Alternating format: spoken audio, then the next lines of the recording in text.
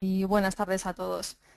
Como os comentaba Juan, el objetivo de la presentación que tenemos hoy es contaros, obviamente muy resumido, nuestra experiencia del último año y medio en el que hemos estado implantando metodologías ágiles en el área de online de la compañía, un poco bueno, básicamente motivado por el tipo de proyectos en los que trabajamos y por las necesidades que se nos planteaban. Sí que deciros antes de empezar la presentación que cuando estamos hablando de aplicar metodologías ágiles o métodos ágiles de trabajo, porque bueno, en realidad no son metodologías, son frameworks de referencia, siempre vamos a estar hablando de aplicarlo tanto en la gestión de proyectos como en lo que es el ciclo de vida de desarrollo de software. Y bueno, pues como hoy es complicado abordarlo todo y bueno, pues obviamente el foro en el que estamos, nos vamos a centrar en cuál es nuestra experiencia en este año y medio que llevamos trabajando con métodos ágiles dentro de lo que es la gestión de proyectos, ¿vale? Entonces, bueno, pues una vez dicho eso, es para, sobre todo por si hay alguien de los presentes que está un poco pensando en embarcarse en una aventura parecida, que sepáis que lo que vamos a ver en la presentación es solo una parte de, bueno, pues lo que podría implicar el trabajo como tal de movernos hacia un entorno ágil. Lo que os voy a contar está resumido en los 5 puntos que veis en la agenda. Primero contaros, bueno, muy brevemente, qué es Globalia, supongo que la conocéis, pero bueno, hacer un poco un resumen de la compañía, del entorno competitivo en el que estamos metidos, que es un poco también el detonante del proyecto que arrancamos hace 2 años y que bueno, pues nos ha llevado a tomar la decisión de que teníamos que embarcarnos en esto de las metodologías ágiles. Después veremos un poco más en detalle por qué realmente creímos en su momento y seguimos creyendo una vez que ya llevamos 1 año y medio trabajando, que teníamos que movernos hacia entornos ágiles y bueno, pues que veáis por qué llegamos a tomar la decisión, pues hay alguien que también esté ahora mismo en este momento y bueno, pues por si podemos ayudar o por lo menos que nuestra experiencia os sirva como referencia positiva o negativa. Luego he extraído algunas pinceladas de lo que ha sido todo este año y medio, sobre todo intentando centrarme en lo que para nosotros ha sido más provechoso dentro de lo que ha sido la aplicación de métodos ágiles. También contaros algunos de los problemas, porque bueno, creo que también es importante saber que no todo es un camino de rosas y que os vais a encontrar con algún tipo de bloqueo o problema, pero bueno, siempre que se conozcan pues son más fáciles de gestionar. Y bueno, sobre todo centrarme en aquellas áreas que para nosotros han sido más relevantes en cuanto a los beneficios que nos han aportado. Después os contaré, pues muy brevemente, os presentaré algunos de los proyectos que ya tenemos puestos en producción y como son al final web públicas, pues las podéis ir viendo también vosotros si hay algún interesado más adelante. Y bueno, pues como siempre haremos un resumen de lo más destacado para irnos todos pues con las típicas 4 ideas de lo que ha sido para nosotros este año y medio y bueno, pues lo que podamos aportar a todos los que están ahí escuchando, pues fenomenal. No sé si conocéis Globalia, supongo que la mayoría sí, pero básicamente es la mayor compañía de viajes que existe a día de hoy en España, que principalmente tiene 4 grandes pilares, ¿no? Digamos que es una compañía que cubre absolutamente todos los servicios asociados con los viajes, pero los 4 grandes pilares de la compañía, por un lado es nuestra aerolínea, que es Europa. Por otro lado es nuestro tour operador, que es Travelplan, que bueno, pues es el típico que se encarga de empaquetar viajes de circuitos por la Roma Imperial o circuitos de todo incluido, República Dominicana y similares. Nuestra hotelería, que a día de hoy, aunque es pequeñita, es un conjunto de más de 30 hoteles, que son Believe y Lua Bay.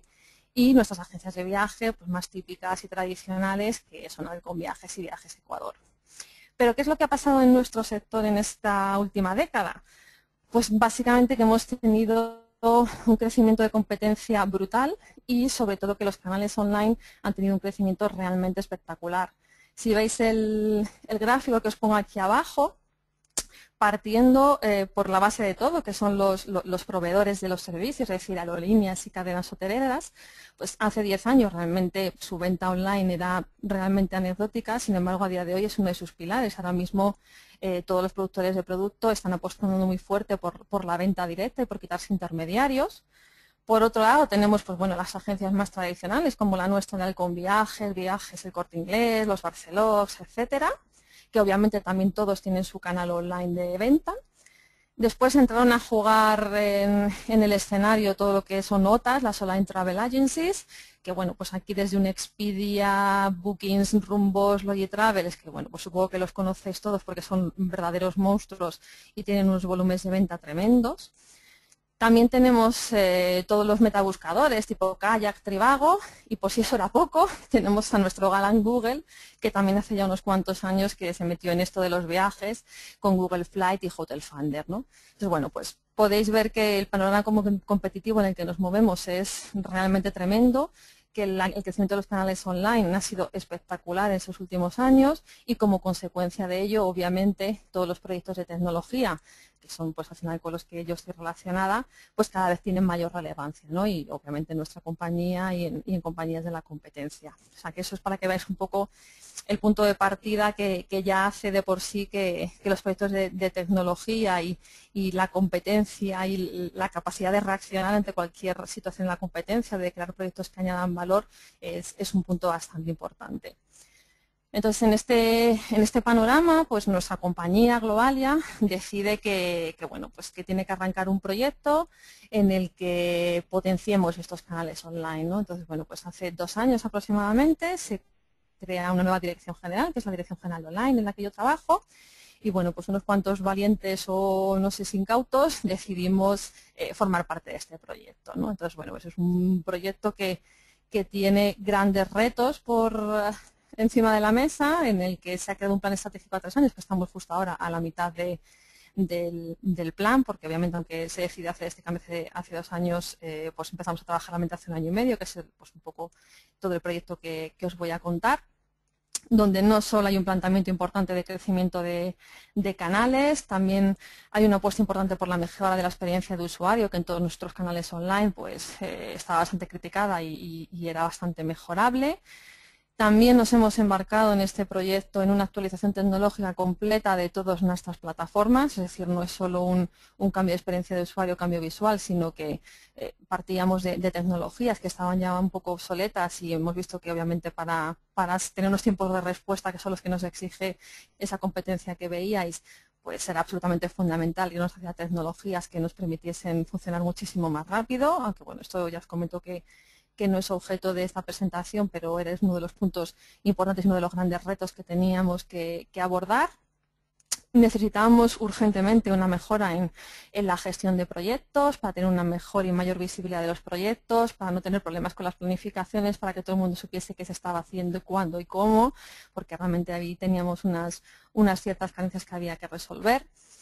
Y sobre todo nos pusimos encima de la mesa bueno, más que un reto, creo que ha sido un punto crítico importante, que era la unificación de los equipos de IT y negocio, porque en el resto de la compañía son direcciones generales separadas, pero en el caso de online decidimos unificarlas y bueno, pues quieras que no, ayuda bastante que tanto la parte de IT como la parte de negocio pues tenga el mismo jefe y los mismos objetivos, ¿no? Creo que eso ha sido un valor importante que nos ha ayudado muchísimo a que el proyecto que llevamos ejecutando 1 año y medio pues tenga éxito, ¿no? Al final, aquí las dos partes debemos entender, por un lado, que la gente de IT estamos aquí para aportar valor al negocio y que tenemos que hacer todo aquello que se considere que va a ayudar al negocio, y por otro lado la gente de negocio tiene que ser consciente de que tiene que estar involucrado en todo el proceso de desarrollo de software, definiendo las cosas, priorizándolas y aprobándolas, ¿no? Y afortunadamente esto, que era un reto al principio, pues lo hemos conseguido, y la verdad es que es uno de los pilares de que hayamos tenido éxito en el proyecto.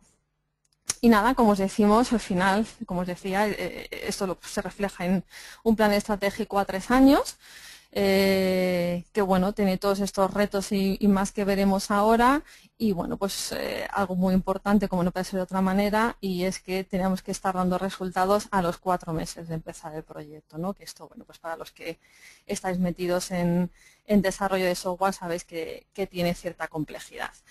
Y bueno, pues una vez que estamos en esta situación y que nos embarcamos, todos los que nos embarcamos en ello, pues decimos, bueno, ¿y ahora qué?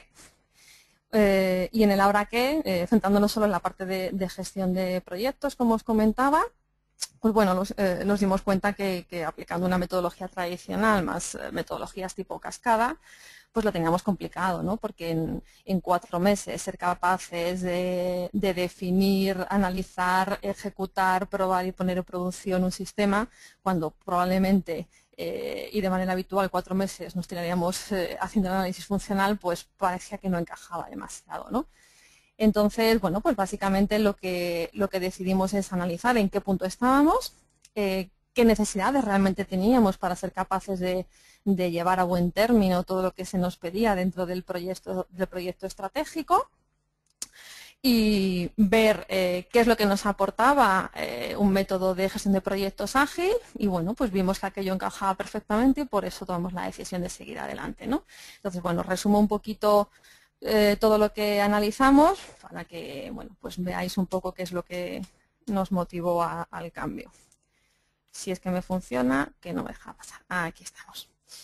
Vale, no pretendo resumiros ni bueno, explicar lo que es agilismo, lo que es un proyecto ágil, porque yo creo que bueno, pues eso seguramente todos los que estáis ahora mismo conectados lo conocéis, pero bueno, sí que creo que bueno, pues los puntos un poco más claves sí que me gustaría resumirlos para que bueno, pues todos estemos alineados en la presentación, ¿no?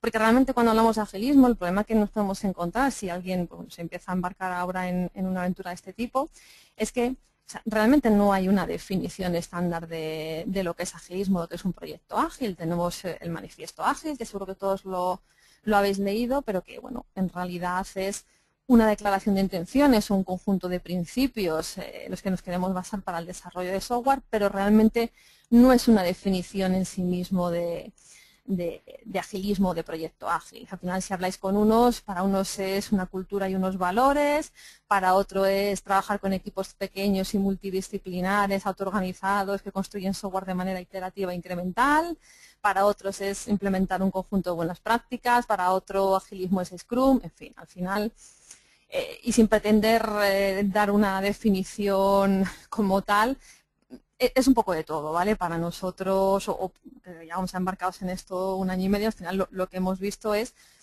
pues que es una mezcla de todo, es decir, al final si tú quieres hacer un proyecto ágil, lo que necesitas es aplicar ese conjunto de principios de agilidad en tu día a día y la manera de hacerlo pues obviamente es implantando un conjunto de buenas prácticas en todo el ámbito de lo que es el desarrollo de software, tanto en la gestión de proyectos y de equipos, aunque bueno, podéis decirme que no está en toda la gestión de proyectos, pero en el caso del agilismo al equipo se le da una importancia, una relevancia que probablemente no veamos en otros marcos de trabajo y por eso lo separo y obviamente también aplicar esas buenas prácticas a lo que es el ciclo de vida como tal de desarrollo de software. ¿Qué teníamos nosotros encima de la mesa y qué punto partíamos y qué necesitábamos, ¿no? Para empezar a analizar si realmente esto de los métodos ágiles nos encajaba o no? Pues bueno, lo que tenemos encima de la mesa, como en cualquier otra empresa, son un conjunto de proyectos de mantenimiento de lo que en ese momento estaba en producción y todos los proyectos nuevos que teníamos que abordar para todo ese cambio tecnológico y de redefinición de todos nuestros canales web y mobile. En el caso concreto de los proyectos de mantenimiento, pues bueno, tenemos una situación que probablemente a muchos les sonará, porque es bastante común en la mayoría de los trabajos, y es que tenemos una lista de cambios infinitos donde absolutamente todo era importante, con lo que pues obviamente la parte de priorización necesitaba ahí trabajarse un poco. Unas planificaciones que desgraciadamente no se cumplían demasiado y por muchos motivos, o porque había cambios de prioridades o porque había errores de estimación. El caso es que la realidad era que bueno, pues teníamos ahí un hándicap importante, lo que era el cumplimiento de planificaciones. Otro problema muy típico que es que nuestra documentación, tanto técnica como funcional, siempre estaba desactualizada porque nunca había tiempo, porque siempre íbamos más rápido desarrollando que actualizando, con lo que bueno, pues a veces te encontrabas con situaciones kafkianas de que había algo hecho que nadie sabía muy bien por qué estaba hecho así.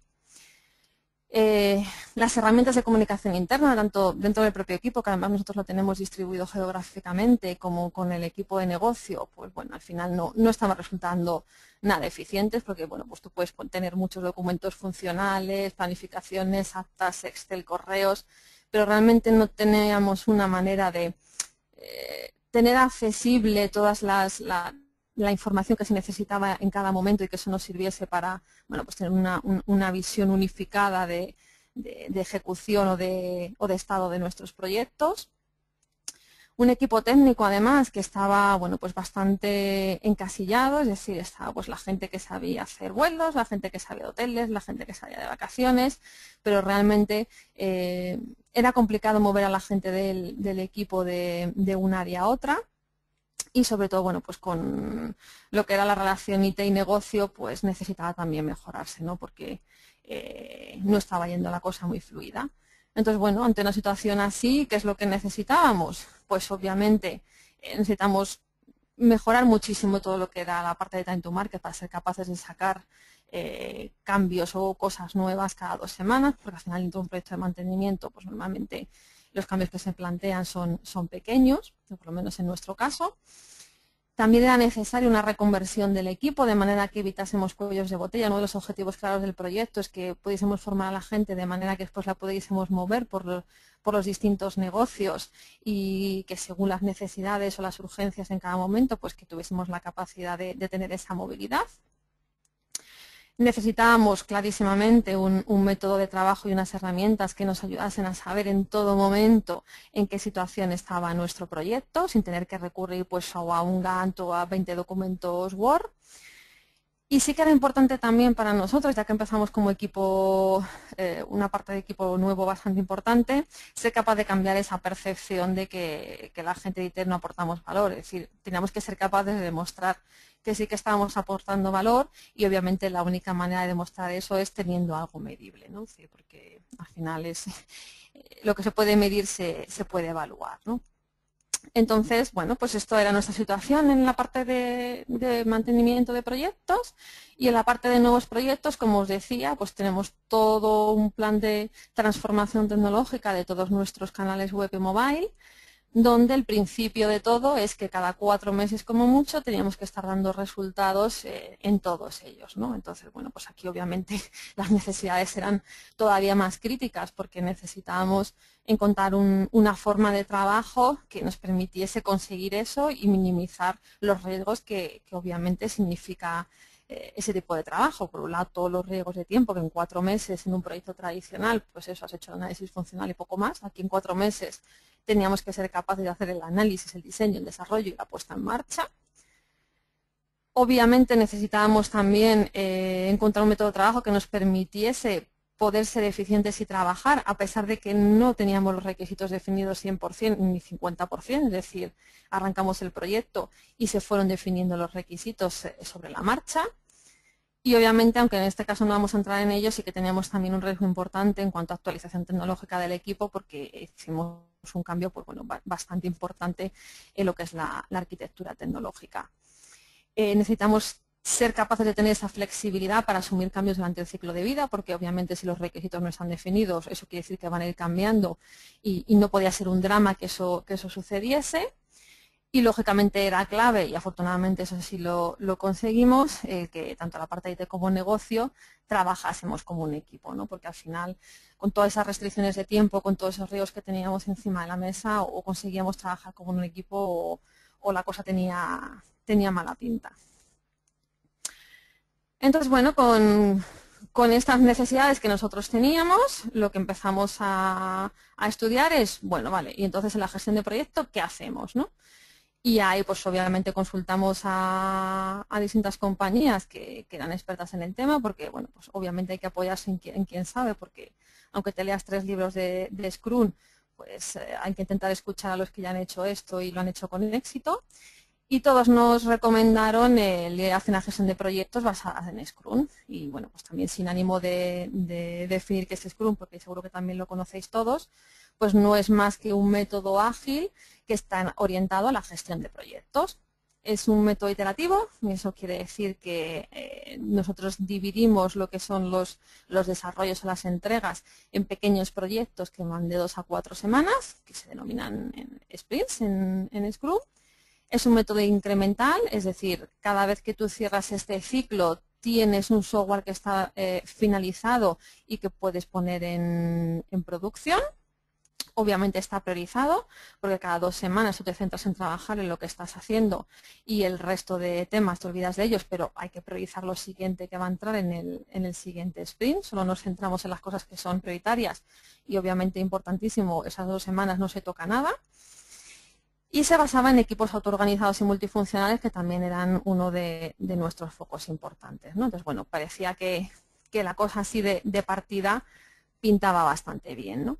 Entonces, en detalle, más en el día a día, que es lo que al final nos hizo decidirnos por apostar por Scrum, es que realmente nos permitía que tanto IT como negocio funcionásemos como un equipo. ¿Por qué? Pues bueno, pues porque la forma de organización de Scrum, lo que es el equipo de trabajo, mezcla distintos roles donde tanto están presentes la gente más de negocio, que puede verse representada por el Product Owner, como la gente de IT. Pues hay un moderador que es el Scrum Master, que bueno, pues podría ser el equivalente al tradicional jefe de proyecto, más todo el equipo de desarrollo, con lo que bueno, ya la propia organización del equipo nos estaba ayudando a que pudiésemos integrar tanto la parte de negocio como la parte técnica.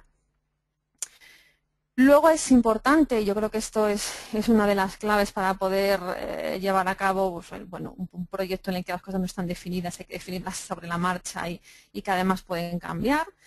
Y es que nosotros tenemos un gran todo, que es bueno, pues todo lo que tienes que desarrollar en esos 4 meses, que vas descomponiendo en trocitos más pequeños. Esos trocitos más pequeños es lo que se llaman historias, que al final es un componente funcional completo, que por un lado se describe en función de qué ese componente aporta valor al negocio, es decir, no lo definimos como tradicionalmente hacemos en IT, pues voy a hacer el componente de registro o la gestión de usuarios o la persistencia, no, es decir, la forma de definir el alcance del proyecto es definiendo historias que aportan valor al negocio y que además todas esas historias se pueden desarrollar dentro del sprint, de eso dentro de 2 semanas, porque hemos dicho que al final todo lo que se desarrolla dentro del sprint es un componente completo que podemos poner en producción.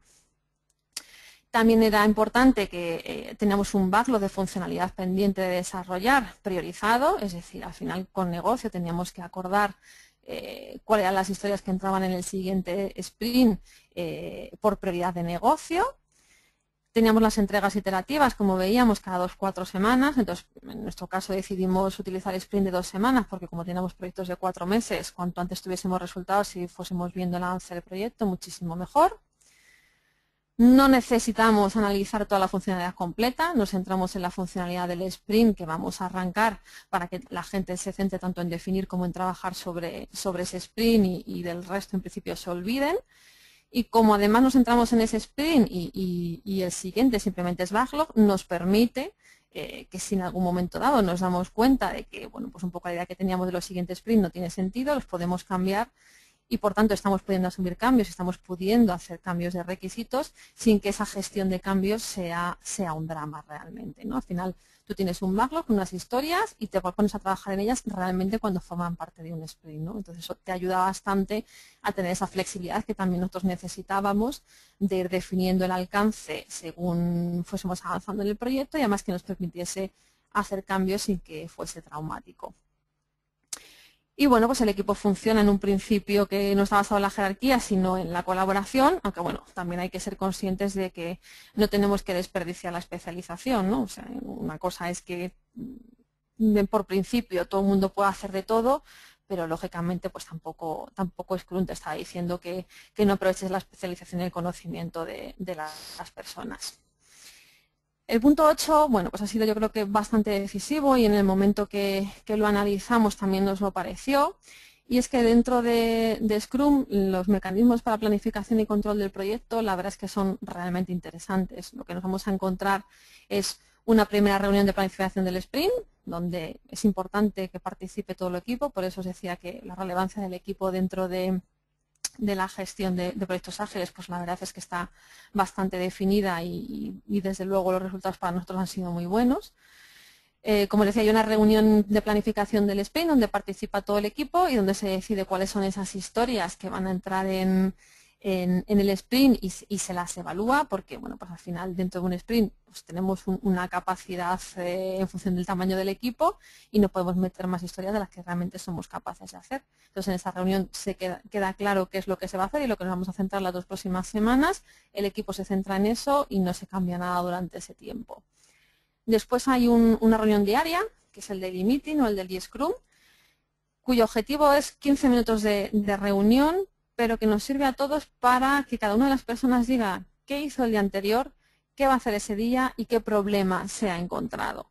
Y la verdad es que es súper eficiente porque de un día para otro me estás pudiendo detectar riesgos, estás sabiendo cómo va el proyecto, estás sabiendo si hay algún bloqueo y realmente esto que en su día nos pareció muy interesante, pues efectivamente lo ha sido después. La reunión de revisión de sprint, esa se hace cuando acaba el sprint y se presentan los resultados del trabajo de esas 2 semanas, y luego están las reuniones de retrospectivas de sprint, donde bueno, pues también participa todo el equipo y si hemos visto que durante esas 2 semanas ha habido algún problema o que tendría que hacerse de otra manera, pues se plantea ahí para corregirlo. Pero la gracia de todo esto es que tenemos una visión día a día de qué está pasando en el proyecto, con lo que nadie puede decir que no sabe en qué estado está el proyecto, ¿no? No hace falta Gantt, no hace falta leerse documentos funcionales, simplemente 15 minutos al día y sabes en qué situación está el proyecto. El punto 9 también es muy interesante, cuando analizamos también nos lo pareció, y es que es muy fácil cuando realmente ya tienes un nivel de madurez razonable en la implantación de los métodos ágiles, el ser capaz de medir la velocidad de tu equipo. Al final, como os decía, cada una de las historias que se crean se mide, y no se mide en qué se tarda en desarrollar 7 días, sino se mide su complejidad.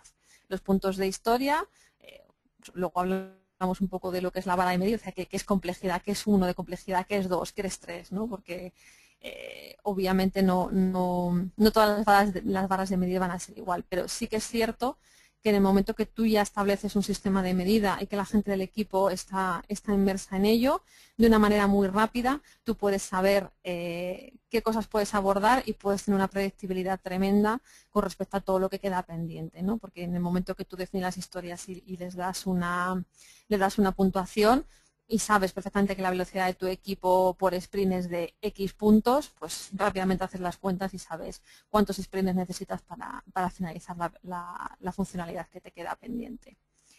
Y luego también el punto 10 era bastante interesante y a nosotros también nos sirvió sobre todo al principio, y es que tiene una parte visual muy interesante, es decir, tú puedes hacer el seguimiento de todos los sprints a través de paneles. No sé si, supongo que los conocéis, pero bueno, aunque luego nosotros tenemos una herramienta de soporte por detrás que también os enseñaré un poco cómo funciona. De manera muy visual, tú puedes ver en un panel las historias que están pendientes de arrancarse, las que están en curso, las que están finalizadas, las que están paradas porque hay algún bloqueo, y de una manera muy rápida miras el panel y sabes perfectamente en qué estado está tu proyecto, ¿no? Entonces, bueno, pues los retos que teníamos encima de la mesa, lo que nos aportaba Scrum, pues veíamos rápidamente que esto efectivamente era lo que necesitábamos, ¿no? Y por eso al final tomamos la decisión y nos embarcamos en implantar un método ágil, en este caso para la gestión de proyectos, que es Scrum. Y bueno, al final, ¿qué hemos ido consiguiendo durante este año y medio? Pues bueno, yo creo que cosas interesantes donde obviamente ha habido problemas y ha habido situaciones bloqueantes que hemos tenido que gestionar, pero donde también hemos tenido beneficios importantes, y bueno, pues un poco también en lo que me quería centrar para que vieseis, bueno, pues qué podéis conseguir si realmente alguien se está planteando embarcarse en una aventura como esta. Antes de entrar en el detalle, sí que unos pequeños consejos que, bueno, pues después de este año y medio hemos visto que nos han ido muy bien, y bueno, comentároslo porque creo que es importante antes de arrancar un proyecto de este tipo tenerlos en cuenta. Por un lado, creo que hay que buscarse un buen compañero de viaje, es decir, hay muchísima bibliografía alrededor del tema, tú te puedes leer 20 libros, pero bueno, realmente de la teoría a la práctica hay diferencia. Hay diferencia y yo creo que es importante dejarse asesorar por gente que sabe, por gente que ya ha hecho esto muchas veces y gente que está involucrada en proyectos de éxito, porque siempre te van a ayudar tanto en una formación inicial y una evangelización, porque tened en cuenta que no es solo una cuestión del equipo de IT, es decir, es una cuestión de todo el equipo de online en nuestro caso. Es decir, nuestro jefe tenía que verlo claro porque al final estamos implantando algo que era muy diferente, nuestros compañeros de negocio tenían que verlo claro porque tenían que estar involucrados y obviamente nuestro propio equipo de IT también tenía que creérselo, ¿no? Porque aquí o realmente leemos el beneficio y nos lo creemos todo o si no, pues no llegaremos a ningún sitio, ¿no? Y sí que es importante, y sobre todo porque muchas veces hay veces que la gente se cree más las cosas cuando viene alguien de fuera a contarlo que cuando lo cuentan los propios de dentro, ¿no? Pero sobre todo también por eso, por elegir a alguien que tenga mucha experiencia y que os ayude tanto en la formación inicial como en el arranque del proceso de implantación, ¿no? Yo creo que eso es importante, nosotros lo hicimos y la verdad es que creo que es importante hacerlo porque puede ayudar mucho. También otro consejo es que lo hagáis de manera progresiva. Nosotros también lo hicimos así porque tenemos un equipo interno bastante importante, aparte de los proveedores externos, y bueno, hacerlo todo de golpe hubiese sido una locura. Entonces hemos ido implantando en los distintos negocios, en la parte de Halcón, en la parte de Europa, en la parte de Belief, y bueno, pues creo que ha sido un acierto, ¿no? Porque al final luego también vas viendo los problemas, los vas solucionando y vas minimizando los riesgos en las siguientes implantaciones. Y también hay que darse pequeñas licencias, ¿vale? Es decir, no vale coger Scrum y hacerlo todo al revés, porque entonces no estaríamos haciendo Scrum, sino que estaríamos haciendo cualquier otra cosa.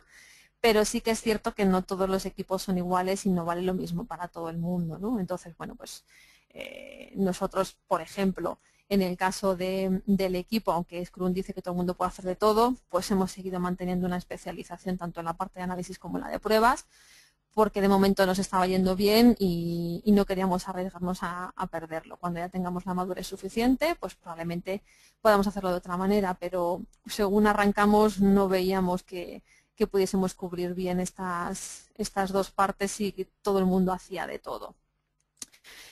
Y bueno, pues es un ejemplo, pero bueno, que sí que tened en cuenta que al final Scrum no deja de ser un marco de trabajo y bueno, pues que cada uno sabe el equipo que tiene y la situación que tiene y probablemente tendréis que adaptar pequeñas cosas, sobre todo al principio, hasta que bueno, pues consigáis un poco una madurez adecuada para poder ser un poco más ortodoxos con lo que nos dice Scrum o la herramienta que al final acabéis utilizando.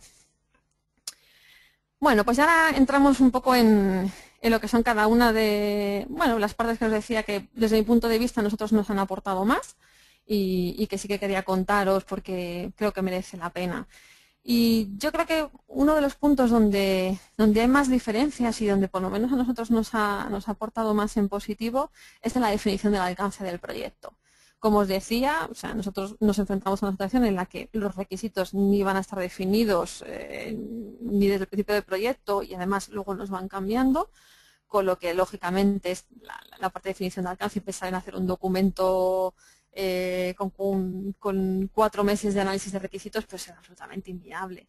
Entonces, bueno, pues cuando tú te enfrentas a esto por primera vez y tienes que abordar un proyecto en 4 meses, pues bueno, te sientas y lo que haces es durante una mañana, no más de una mañana, defines todas las historias que consideras que forman parte del proyecto. Obviamente al principio, cuando hablamos de que una historia tiene que aportar valor al negocio y que se tiene que ejecutar dentro de un sprint, parece muy sencillo, pero creedme que es imposible, porque a los que somos IT nos sale hablar de componentes de registro, de componentes de gestión de usuarios y no somos capaces de definir una historia desde el punto de vista de valor del negocio. Entonces, bueno, esto que ya creo que lo tenemos un poco más controlado, al principio es una absoluta locura, porque no eres capaz de definir algo que es una historia que aporta valor al negocio, ¿no? Aunque la definición en sí parezca muy sencilla. Pero bueno, tú partes al final de sentarte una mañana o una tarde y definir todas las historias que crees que forman parte del proyecto que tienes que desarrollar. Sin orden y concierto. Empiezas a escribir, escribir, escribir. Hay veces que te saldrán historias, a veces que te saldrán tareas, pero bueno, es cuestión de ponerlas todas en papelitos y ir escribiendo qué es lo que tenemos que hacer. A partir de que haces esto, obviamente las primeras veces con bastante ayuda porque tiene su complejidad, como os digo, pues empiezas a organizar el trabajo. Y empiezas a organizar el trabajo en las herramientas que manejas dentro de Scrum. En este caso vamos a definir lo que se llama el Sprint Backlog, es decir, todas esas tareas, esas historias, perdón, que tenemos que desarrollar, las vamos a ordenar un poquito, porque aunque obviamente estamos diciendo que las podemos cambiar en el tiempo, pues bueno, siempre dentro de un proyecto vamos a tener una visión de más o menos cuáles vamos a ir abordando primero, aunque después las podamos cambiar. En nuestro caso, el panel que veis a la izquierda, pues corresponde a todos esos POSIT que veíamos en la imagen anterior con la definición de todas las tareas, pero un poco más ordenaditos, donde en cada una de las columnas lo que tenemos son áreas funcionales, pues estamos hablando de la parte de reserva, la parte de back office, etc, etc. Y donde más o menos lo que habíamos definido son 4 líneas de trabajo, perdón, 3 líneas de trabajo que eran 3 meses de trabajo, ¿no? Y empezamos a colocar POSIT. ¿Y cómo empiezas a colocar POSIT? Pues empieza a colocar POSIT partiendo de que cada una de esas historias las hemos valorado y hemos dicho cuánto tardamos en ejecutar desde el punto de vista de complejidad. Cada historia tiene sus puntos de historia, que pueden ser, normalmente, si tenemos sprint de 2 semanas, de 1 a 8. Pero bueno, que lo que sí vamos a tener claro es qué complejidad tiene cada una de las historias y también sabemos cuántas historias o cuántos puntos de historia somos capaces de hacer en cada sprint, con lo que es muy fácil al final saber de todas las historias que tenemos. Si cada sprint podemos hacer 30 puntos, pues lo que tenemos que hacer es coger POSIT por valor de 30 puntos y empezar a organizarlos para más o menos empezar a tener una visión de todo lo que tenemos en ese backlog, que es todo lo que tenemos pendiente de hacer para el proyecto. Bueno, aquí veis que en la parte de abajo, estos eran nuestros primeros paneles, tenemos como 5 veces los POSIT de arriba. Pues bueno, esto ya empieza a darte una imagen clara de que probablemente podrás ejecutar una cuarta parte de lo que hay aquí abajo, ¿no? Con lo que empiezas a tener una gestión de expectativas muchísimo más visual de lo que podíamos tener hasta ahora con un método más tradicional. Y bueno, pues lo que defines es el primer sprint en el que te vas a poner a trabajar, que es el sprint que está en curso, donde ya lo que haces es coger los POSIT del backlog y los pones en un panel separado, que va a ser el panel en el que vas a empezar a trabajar sobre ese sprint. Y todo lo que no quepa en ese backlog directamente se queda congelado. Es decir, podemos querer hacer muchas cosas en 4 meses, pero lo que está claro es que hay muchas cosas a las que no llegamos y tendrán que quedarse para las siguientes fases. Y bueno, así empiezas a conformar tus paneles, obviamente al principio con mucha ayuda y después, bueno, pues ya con bastante independencia. Y te pones a trabajar, es decir, arrancas el primer sprint. ¿Y qué es lo que te vas a encontrar? Pues bueno, te vas a encontrar con un panel parecido al que tenéis aquí en la izquierda, donde nosotros teníamos, en nuestro caso, lo que hacemos es definir dentro de cada historia, tú defines las tareas. Y en nuestro caso tenemos, como veis, diferentes colorcitos. ¿Por qué? Pues bueno, pues que hay tareas que son de front, hay tareas que son de integración, hay tareas que son de back office. Y bueno, es una forma simplemente de ordenarlo, ¿vale? No es en absoluto necesario. Pero en el sprint que tenemos en curso, ¿qué es lo que vamos a tener siempre? Pues vamos a tener historias que están pendientes de arrancarse, que están pendientes de definir, historias que están en curso, historias que están acabadas, historias que están validadas, historias que están bloqueadas, porque en una reunión de daily ha surgido algún problema y no se puede continuar con esa historia porque hay un bloqueo de cualquier tipo, un problema de integración con un tercero, etc, etc. Y bueno, pues cada día esto se va moviendo y tú vas mirando el panel y vas viendo de una manera súper gráfica y rápida en qué estado está el sprint y si realmente se van a cumplir las expectativas que tenías de finalización de historias.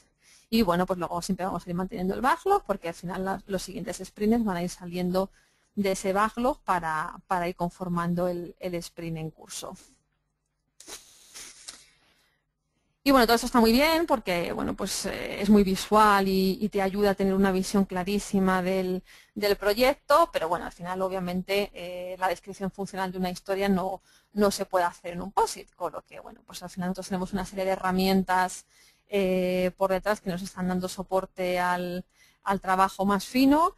Y bueno, pues al final lo que correspondería a un panel electrónico de los paneles que hemos visto físicos, pues es lo que tenéis aquí. Tenemos las tareas que están pendientes, las que están en progreso, las que están hechas. Y luego veis aquí que tenemos, bueno, las herramientas que utilizamos básicamente son Jira con Greenhopper y Confluence. En el caso de la Confluence, que es toda la parte de acción de conocimiento, pues bueno, veis aquí que lo que engancha es con los documentos donde se describen qué se tiene que hacer en cada una de esas historias o tareas con mucho más detalle, ¿no? Porque bueno, pues al final con el POSIT tienes un seguimiento muy visual y nos sirve para hacer todo un seguimiento y control del avance del sprint, pero lógicamente tenemos que seguir haciendo la definición funcional de las cosas.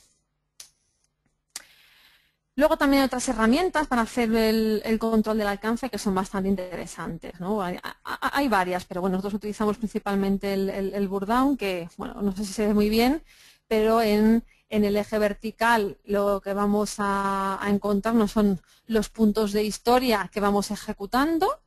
En la parte horizontal estamos viendo los días que tiene ese sprint, que bueno, pues básicamente son 10 días laborables.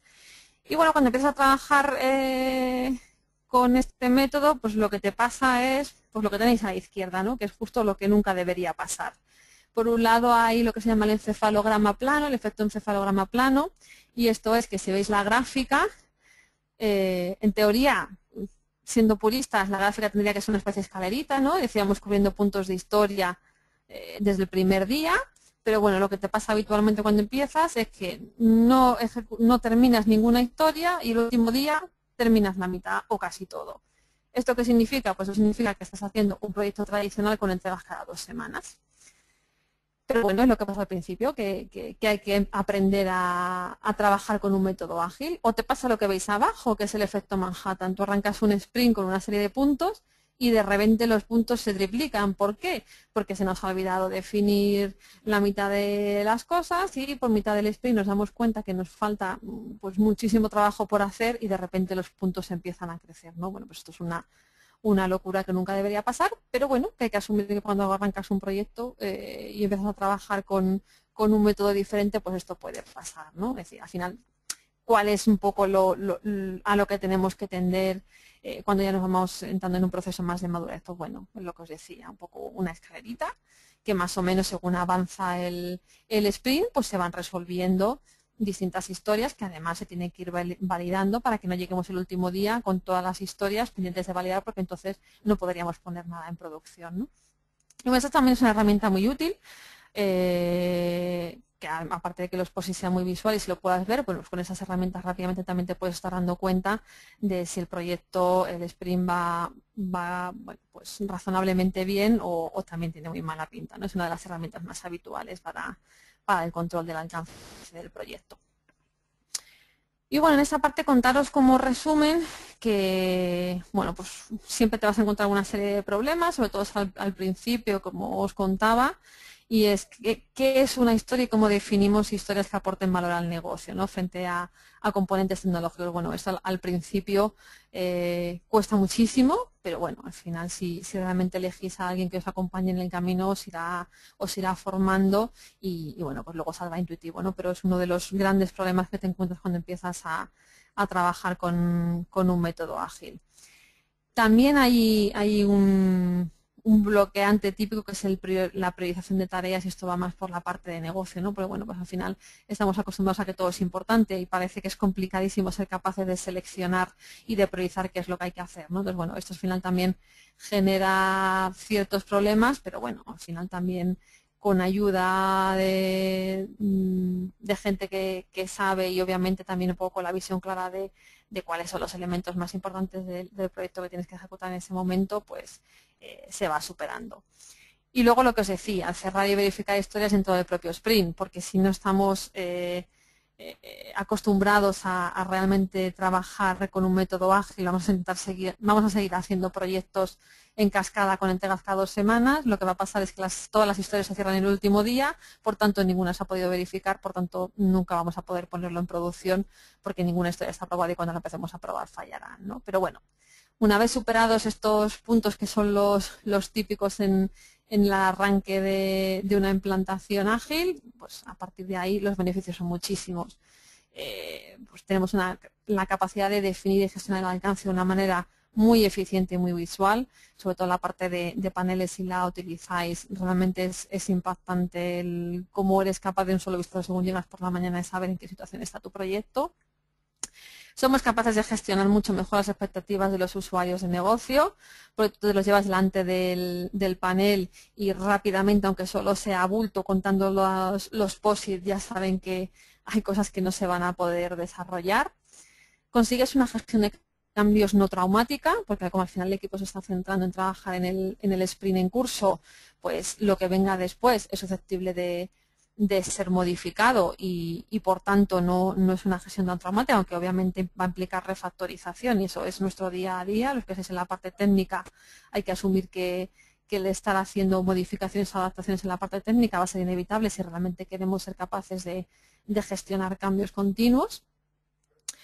Vamos a tener una visibilidad del estado del proyecto que bueno, pues hasta ahora no teníamos, por lo menos nosotros, desde luego a todos los implicados o todos los stakeholders o todos los interesados del proyecto, tanto si lo ven en la parte de paneles como si lo ven en la parte de herramienta, van a saber en todo momento qué está haciendo la gente, qué se ha hecho, qué está pendiente y cómo va el sprint. Y bueno, por la parte de equipo la verdad es que es importante porque si realmente se cree en esto, su implicación es tremenda y su motivación también, porque hasta ahora que probablemente en un método más tradicional no se les implicaba tanto, en el caso de Scrum están implicados en todas las reuniones, en todas las estimaciones y cada día todo el mundo sabe qué es lo que está haciendo el de al lado y por tanto la visibilidad de lo que se está haciendo en el proyecto es total, aunque una persona no esté exactamente en un módulo, sabe perfectamente qué es lo que está haciendo su compañero y qué se está haciendo en el proyecto en general, ¿no? Entonces, no estamos haciendo comportamientos estancos donde cada compañero no sabe lo que está haciendo el de al lado, sino que tenemos una visibilidad por parte de todo el equipo completa de en qué estamos trabajando. En cuanto a la planificación y control del tiempo, también hay cambios importantes, ¿no? Pero también tiene un valor, por lo menos para nosotros ha tenido un valor importantísimo. Quizá el cambio de mentalidad de que no existe un cronograma en el que tú estés viendo por días qué es lo que se va a hacer, no quiere decir que no hay una forma de gestionar el tiempo del proyecto, porque al final lo que nos estamos basando es en sprints de 2 semanas, donde realmente tú no estás estimando una funcionalidad en base a días, pero estás estimándola en base a complejidad. Y al final lo que sí somos capaces de tener claro es cuánta complejidad podemos hacer en un sprint en función del equipo de trabajo que tenemos. Entonces, sí que cambia mucho la mentalidad, no hay un cronograma como tal a nivel de días y no hay una estimación en base a jornadas, pero sí que es cierto que al final obviamente muy relacionado con el alcance, la planificación y control del tiempo la tenéis a corto plazo a través de los sprints y el backlog podéis hacer una estimación clarísima porque en el momento que hagáis una estimación de puntos de historia y sepáis la velocidad que tiene vuestro equipo por sprint, os va a salir muy rápido y la verdad es que es muchísimo más fiable que un GAN tradicional en el que estamos poniendo jornadas y asignando recursos, ¿no? Al final las herramientas que vais a tener son exactamente las mismas.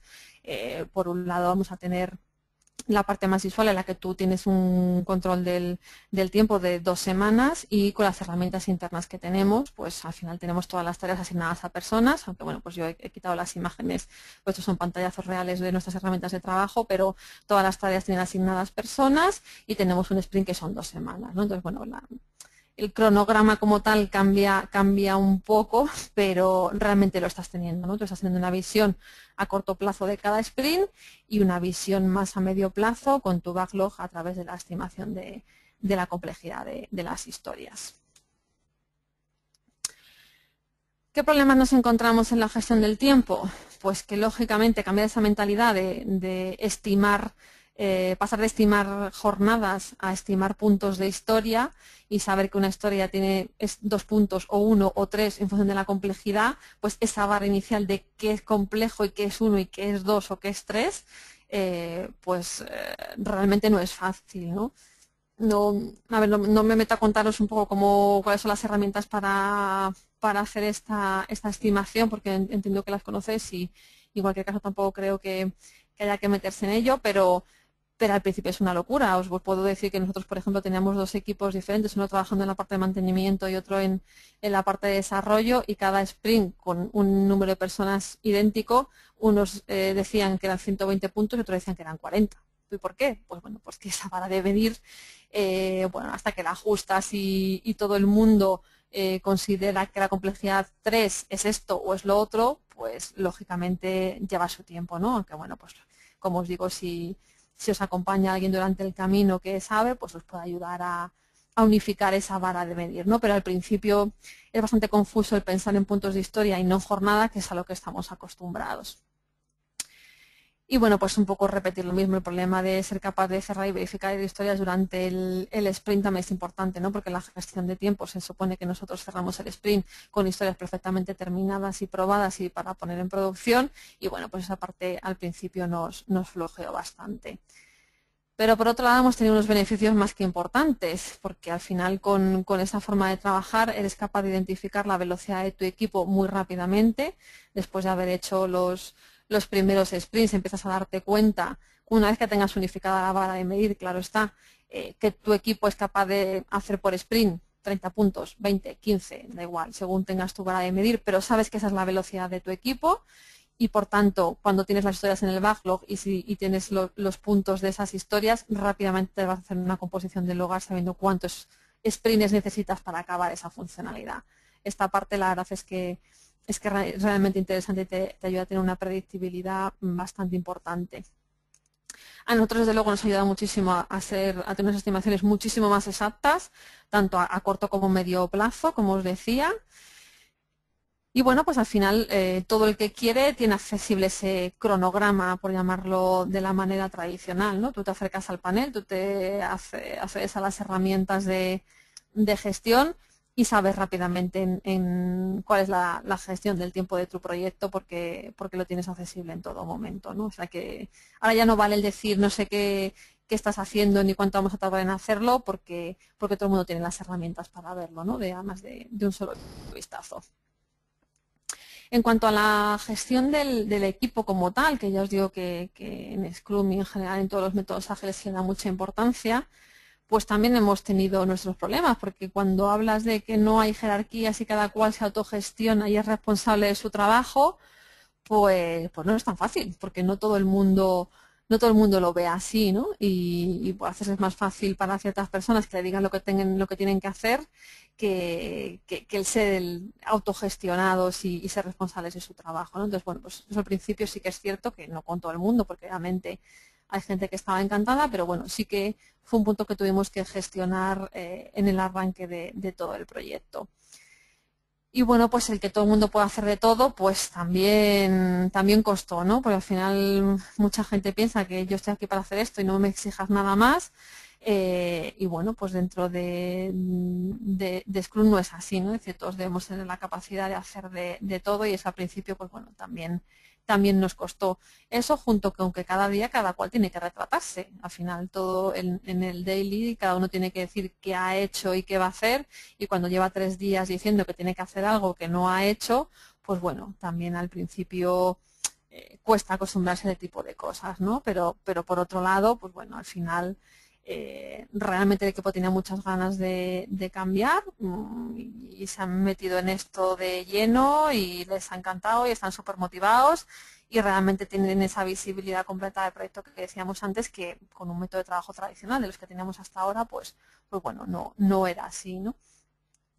También es importante que los problemas surgen rápido y se pueden atacar rápido, porque cuando hay un bloqueo o cuando alguien dice que no puede terminar algo porque hay un tema bloqueante, pues rápidamente se puede actuar y se puede buscar la solución, con lo que bueno, esa parte también es muy importante, nos ha sido muy beneficiosa. Y sí que es cierto que ha mejorado la colaboración del equipo, porque muchas veces lo que pasa es que cuando alguien dice que tiene un problema y otro compañero que está a punto de terminar le dice, pues mira, he terminado esto y me pongo contigo y te ayudo para ver si conseguimos desbloquear esa situación que tienes, ¿no? Y bueno, pues la verdad es que sí que un entorno así facilita esa colaboración que de hecho está sucediendo y es realmente beneficiosa para el proyecto, ¿no? Y por otro lado, pues bueno, nos permite, ya que todo el mundo empieza a conocer un poco de todo, pues esa movilidad de equipo que realmente nosotros necesitábamos para poder mover personas de un lado a otro según las necesidades de los proyectos. En cuanto a la gestión de riesgo, tampoco hay cambios importantes. Simplemente destacar que, bueno, pues el tema de los dailies a nosotros sí que nos ha ayudado bastante a identificar riesgos, bueno, pues que no teníamos conciencia de ellos y que justo ante un bloqueo que ha sucedido por parte de una historia, una persona, pues nos hemos dado cuenta que teníamos ahí un riesgo que no habíamos identificado y que rápidamente sale a la luz y que puedes gestionar, ¿no? realmente no te evita hacer una gestión de riesgos tradicional, pero sí que es cierto que bueno, esta parte a nosotros nos ha ayudado bastante a ser bastante más ágiles en detectar riesgos en los que no, bueno, pues ni habíamos pensado en el inicio del proyecto. En cuanto a la parte de comunicaciones, pues bueno, realmente tampoco utilizar Scrum o cualquier otro framework ágil no te va a evitar el tener que hacerlo, pero sí que es cierto que para lo que es la comunicación más operativa, bueno, pues todas las herramientas que hemos visto de las reuniones de planificación, de dailies, los paneles visuales, etcétera, pues a nosotros nos han ayudado muchísimo, ¿no? A que todos los implicados en esto sepan cuál es la situación del proyecto, que vean rápidamente dónde están los problemas y que bueno, pues que haya una visión que, bueno, pues hasta ahora no teníamos, ¿no? O sea, yo creo que ahí sí que nos han ayudado bastante todas las herramientas que trabajamos con Scrum.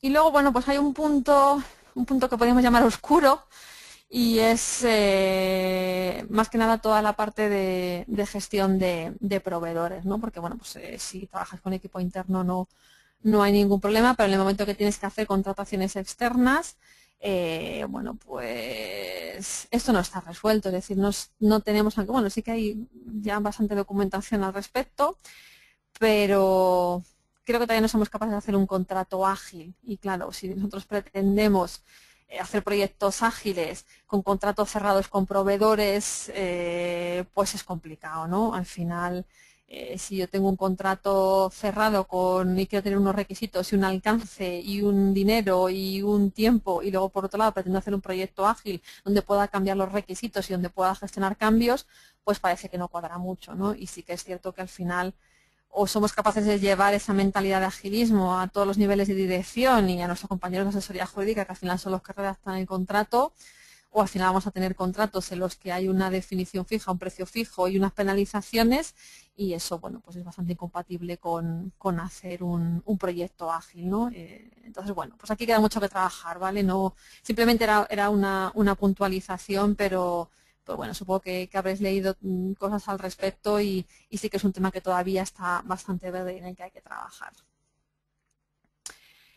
Y bueno, después de contar así un poquito todo nuestro recorrido por las áreas que, bueno, pues al final más hemos trabajado y que entiendo que más nos han aportado, pues, bueno, en cuanto a resultados, ¿no? En el caso de Alcon Viajes, pues veis aquí partíamos de una web, pues eso, muchísimo más tradicional, no centrada en la experiencia de usuario, todo en modo lista, con una tecnología bastante antigua, y bueno, pues nos hemos ido a un modelo mucho más visual, mucho más táctil, donde la experiencia de usuario se cuida muchísimo, donde solo hay la información que necesitamos, adaptada a todo tipo de dispositivos, en fin, bueno, pues es parte de un proyecto. Este sigue abierto, es decir, estamos migrando paso a paso cada uno de los productos de la web de Alcon a la nueva tecnología, pero bueno, para que veáis un poco un ejemplo de proyecto que hemos abordado en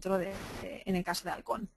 En el caso de Believe también partíamos de una web y una tecnología bastante más tradicional, y bueno, pues de igual manera nos hemos ido a una web un poco más visual, basada en tarjetas, todo táctil, muchísima imagen, sobre todo, bueno, pues en el caso de Believe, que vendemos hoteles, pues lógicamente es importante poder mostrar ese hotel y todos sus servicios y que la gente lo vea claro y no vea una foto y una lista con muchísima letra, sino que vea pues qué hotel y qué habitaciones y qué servicios va a tener. En Europa, por ejemplo, aquí tenemos el cambio que hemos hecho en la parte de mobile, que si veis en la izquierda, pues partíamos de una app, pues bueno, mucho más tradicional, mucho más también modo lista, y a la derecha, bueno, pues nos hemos ido a un desarrollo pues muchísimo más visual, muchísimo más basado en experiencia de usuario, ayudar al usuario a hacer una búsqueda de un vuelo tanto por horas como por precios, y bueno, pues obviamente trabajar en un entorno tecnológico que es muchísimo más novedoso y que nos da muchas más opciones, y sobre todo muy centrado en aportar valor a nuestros clientes y ayudarles durante toda la fase del viaje.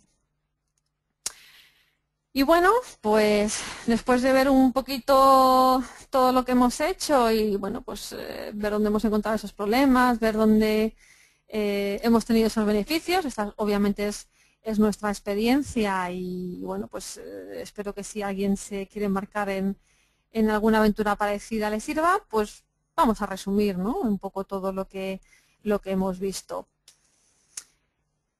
Aquí os he dejado un post de Javier Garzás, que bueno, pues aparte de tener un blog bastante interesante que os recomiendo que le echéis un vistazo, también ha escrito algún libro que podéis revisar.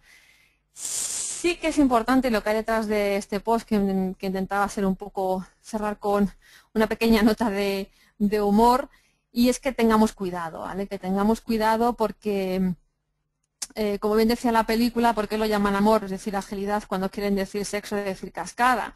Hay mucha gente bueno, que ahora, como está de moda esto del agilismo, todo el mundo hace proyectos ágiles, ¿no? Pero bueno, hay una serie de principios que son los que hemos visto y aunque obviamente, como os decía, pues habrá cosas que tengáis que adaptar, pues hay cosas que no son agilidad, ¿vale? Aquí Javier dejaba algunas notas en las que decía, por ejemplo, nosotros seguimos la metodología ágil Scrum. El cliente nos pidió, y así hicimos, que antes de comenzar el proyecto le diéramos una estimación, requisitos cerrados y precio fijo. Pues lógicamente con una estimación cerrada, unos requisitos cerrados y un precio fijo es muy complicado hacer un proyecto ágil. O nosotros seguimos una metodología ágil, verás, hacemos sprint normalmente de varios meses. ¿De varios meses normalmente? Sí, a veces de 2, a veces de 3, depende de cómo vaya el sprint. Pues bueno, esto no es agilidad, ¿no? Entonces, bueno, simplemente tened cuidado, ¿vale? Si vais a elegir un proveedor con el que trabajar o vosotros mismos vais a meteros en esto, que decir que no pasa nada. Podéis hacer proyectos cada 2 o 3 meses, podéis hacer requisitos cerrados, pero si realmente queréis hacer un proyecto ágil, pues hay una serie de principios que hay que seguir y no todo vale, ¿no? No todo es agilismo. Y bueno, simplemente cerrar con los puntos de lo que para nosotros ha sido lo más destacado, lo que más nos ha aportado el trabajar este añito y medio en este proceso de cambio hacia métodos ágiles, y es lo que veis aquí, ¿no? Es decir, a nosotros nos ayuda muchísimo a tener una visión día a día del progreso del proyecto y tener una predictibilidad tremenda. Es decir, nosotros sabemos perfectamente qué vamos a ser capaces y qué no vamos a ser capaces de desarrollar en el sprint y en el proyecto que tenemos abierto con el backlog correspondiente. Nos ha ayudado a hacer una gestión de alcance de tiempo mucho más eficiente, mucho más visual. Es decir, ahora nosotros somos capaces de hacer unas estimaciones a corto y medio plazo muchísimo mejores de las que éramos capaces de hacer antes. Somos capaces de asumir cambios de una manera no traumática. Obviamente esto no es gratis y nos va a tocar refactorizar cada vez que tengamos que hacer esos cambios, pero sí que tenemos un método para abordarlos que obviamente es mucho menos traumático de lo que era antes. Sí que nos ha ayudado muchísimo a ser capaces, para tener esas estimaciones buenas, de saber, o sea, realmente nuestro equipo qué es capaz de hacer y qué no, y cuál es la velocidad que somos capaces de abordar en cada uno de nuestros sprints. Por tanto, nos lleva a esa predictibilidad que os decía, que en nuestro caso es absolutamente fundamental. Las herramientas que estamos utilizando nos han ayudado muchísimo a mejorar la comunicación entre los miembros del propio equipo, que en el caso de IT están distribuidos geográficamente, y que, bueno, aunque os parezca anecdótico, han empezado a hablar a partir de que hemos empezado a hacer los dailies, o sea que parece increíble, pero sí que ha ayudado muchísimo a unir al equipo de IT como tal, y también obviamente nos ha ayudado a mejorar la comunicación con el equipo de negocio, ¿no? El hecho de que ellos puedan ver en cada momento qué se está haciendo y qué se va a hacer, o que ellos mismos sean parte de los daily meeting, que ellos mismos sean parte de la definición de la reunión de arranque de sprint, pues obviamente les hace partícipes de todo lo que estamos haciendo. Que la documentación que creamos es la que necesitamos para ser capaces de abordar el trabajo, y no tiene sentido hacer documentos enormes que después ni son útiles ni se los lee nadie. Y nos ha ayudado, como no, a ser capaces de medir el valor de IT. ¿Por qué? Porque somos capaces de saber cuáles son los puntos de historia que somos capaces de realizar en cada momento, y se nos puede medir perfectamente qué podemos hacer y qué no, y bueno, pues ahí está escrito, ¿no? Entonces ya a partir del momento que somos capaces de decir qué se está haciendo, cómo se está haciendo y qué complejidad se está abordando, pues se nos puede medir de una manera mucho más cuantitativa. Y por mi parte nada más. Espero que os haya ayudado a aquellos que estéis un poco en esa fase de analizar o de decidir. Y por mi parte, pues nada, muchísimas gracias a todos. Y bueno, pues a cualquier pregunta, pues la vamos viendo. Muchas gracias, Elena. Muchas gracias por esta presentación tan interesante y tan práctica, en este caso. Como ha dicho Elena, podéis ir dejando las preguntas, aunque ya hay varias en el panel que hay destinado a ello. Y como decíamos antes, si queréis hacer una pregunta en voz, pues nada, levantáis la mano y entenderemos que queréis hacerla en voz y daremos prioridad a la gente que quiera hacerla en voz, ¿vale? A ver, Javier quiere hacer una pregunta. Javier, cuando quieras.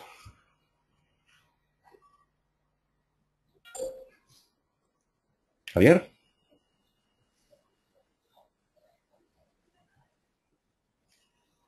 Nada, agua. Pasamos a las preguntas por escrito.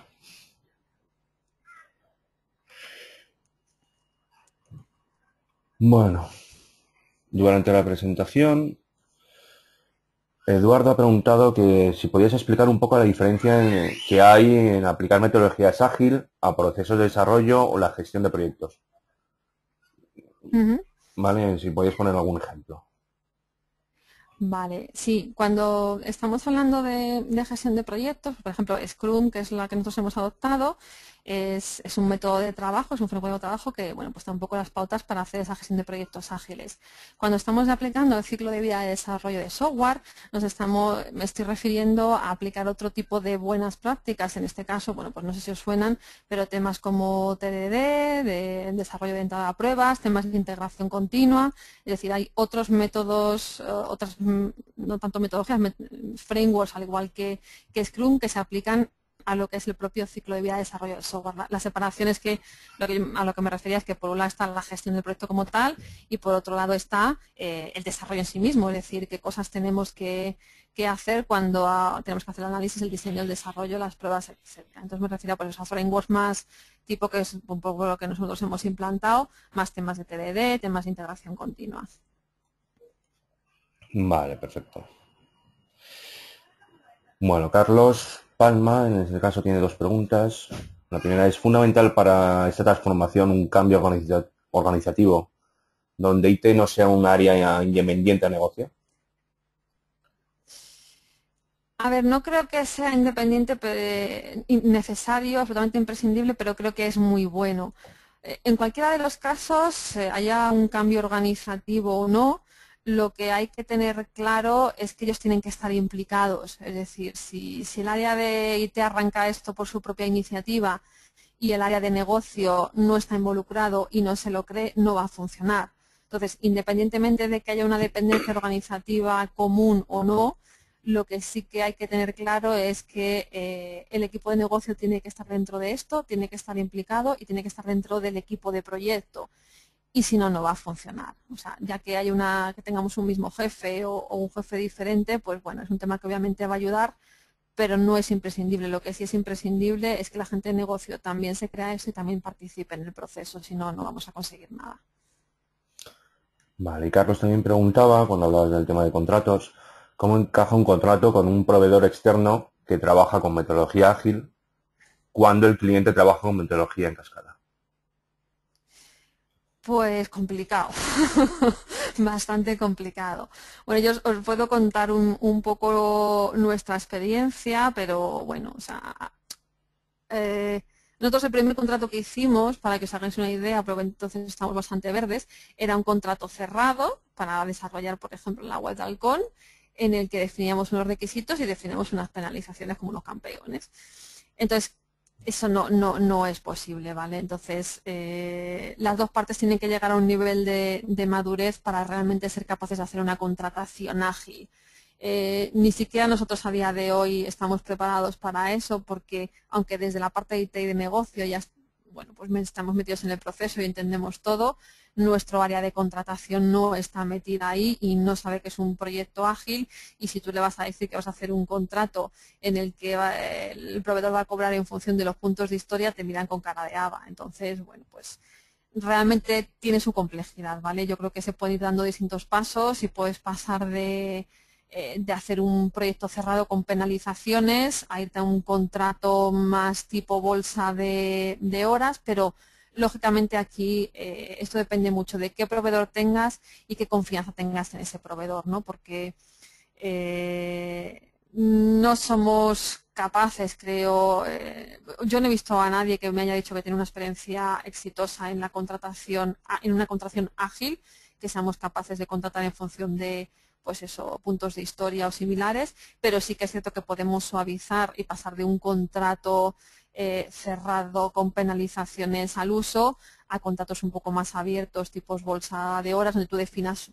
Puedes definir un alcance, pero también puedes decir de eso en la contratación que ese alcance puede ir cambiando y que al final lo que hay es un compromiso de unas jornadas de un equipo de trabajo que irá trabajando en función de las necesidades del proyecto. Pero no es fácil, ¿eh? O sea, esta parte precisamente os la ponía ahí porque creo que es interesante cuando alguien se mete en este tipo de métodos que no está resuelto. Desgraciadamente a día de hoy no está resuelto. Nosotros nos hemos movido de contratos más cerrados a contratos más tipo bolsa de horas, pero bueno, ahí obviamente también depende de tener esa colaboración win-to-win con el proveedor y que bueno, que ni el proveedor crea que como le vas a engañar te mete horas de más, ni tú creas que te van a engañar y quieras que hay un alcance cerrado, porque si no, no llegamos a ningún sitio. Pero aquí yo sinceramente creo que nos falta un punto de madurez importante a todos y que nos queda mucho por trabajar. Muy bien. Bueno, Eduardo pregunta que antes de saber la velocidad de desarrollo, ¿cómo hicisteis para planificar los primeros sprints? Incluso para un equipo nuevo que tenga que dar esta estimación global. Pues como os decía, nosotros nos hemos apoyado en un proveedor externo que nos ha estado acompañando durante las primeras fases de implantación. Y fueron ellos los que nos ayudaron. Al final ellos tienen su vara de medir y lo que hicieron es empezar a transmitirnos esa vara de medir y en el caso nuestro, para ellos, los puntos medios por historia, es decir, si nosotros teníamos 150 historias que teníamos que desarrollar, en su caso su vara de medir es que la media era de 3 puntos por historia.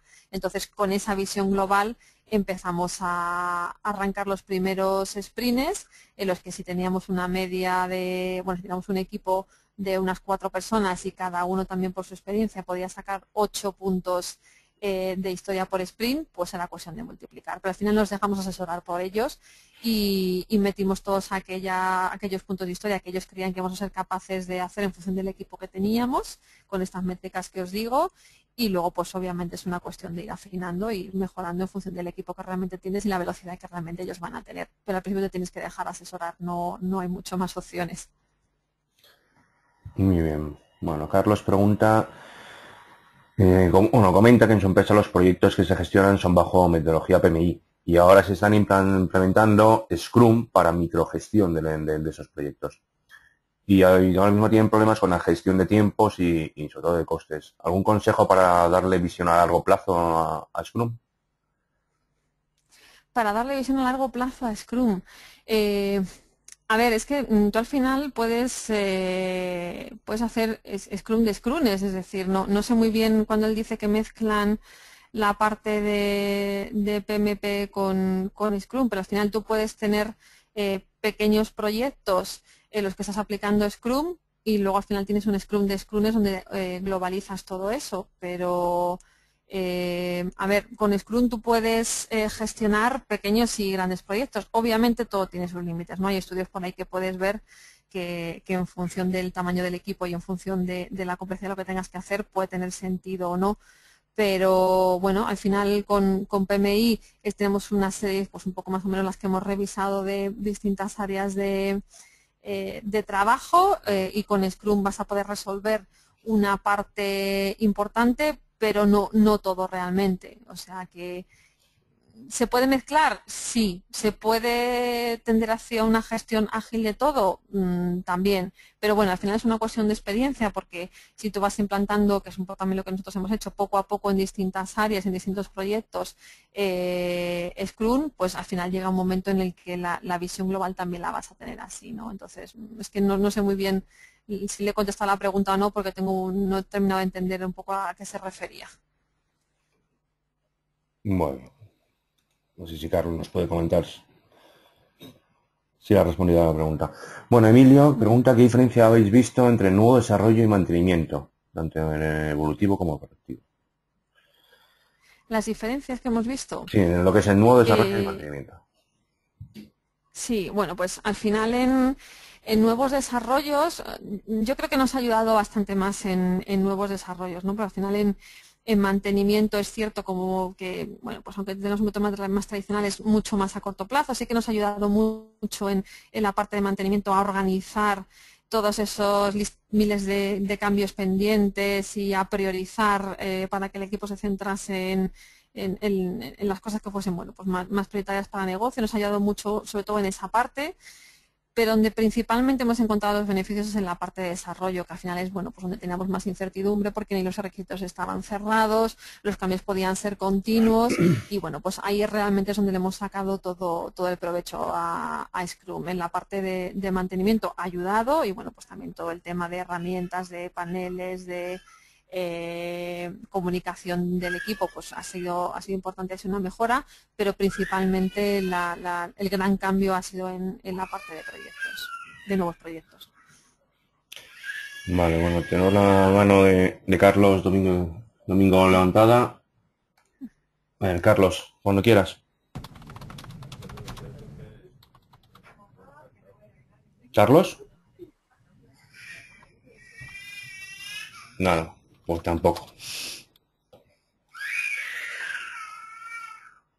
Bueno, te agradecen mucho, pues María, Esther. Bueno, Oscar pregunta cómo resolvéis las historias que abarcan más de un sprint. Vale, a ver, por definición eso no es una historia, es una épica. Es decir, nosotros llamamos historias a todas aquellas funcionalidades, por decirlo de alguna manera, que puedes ejecutar dentro de un sprint.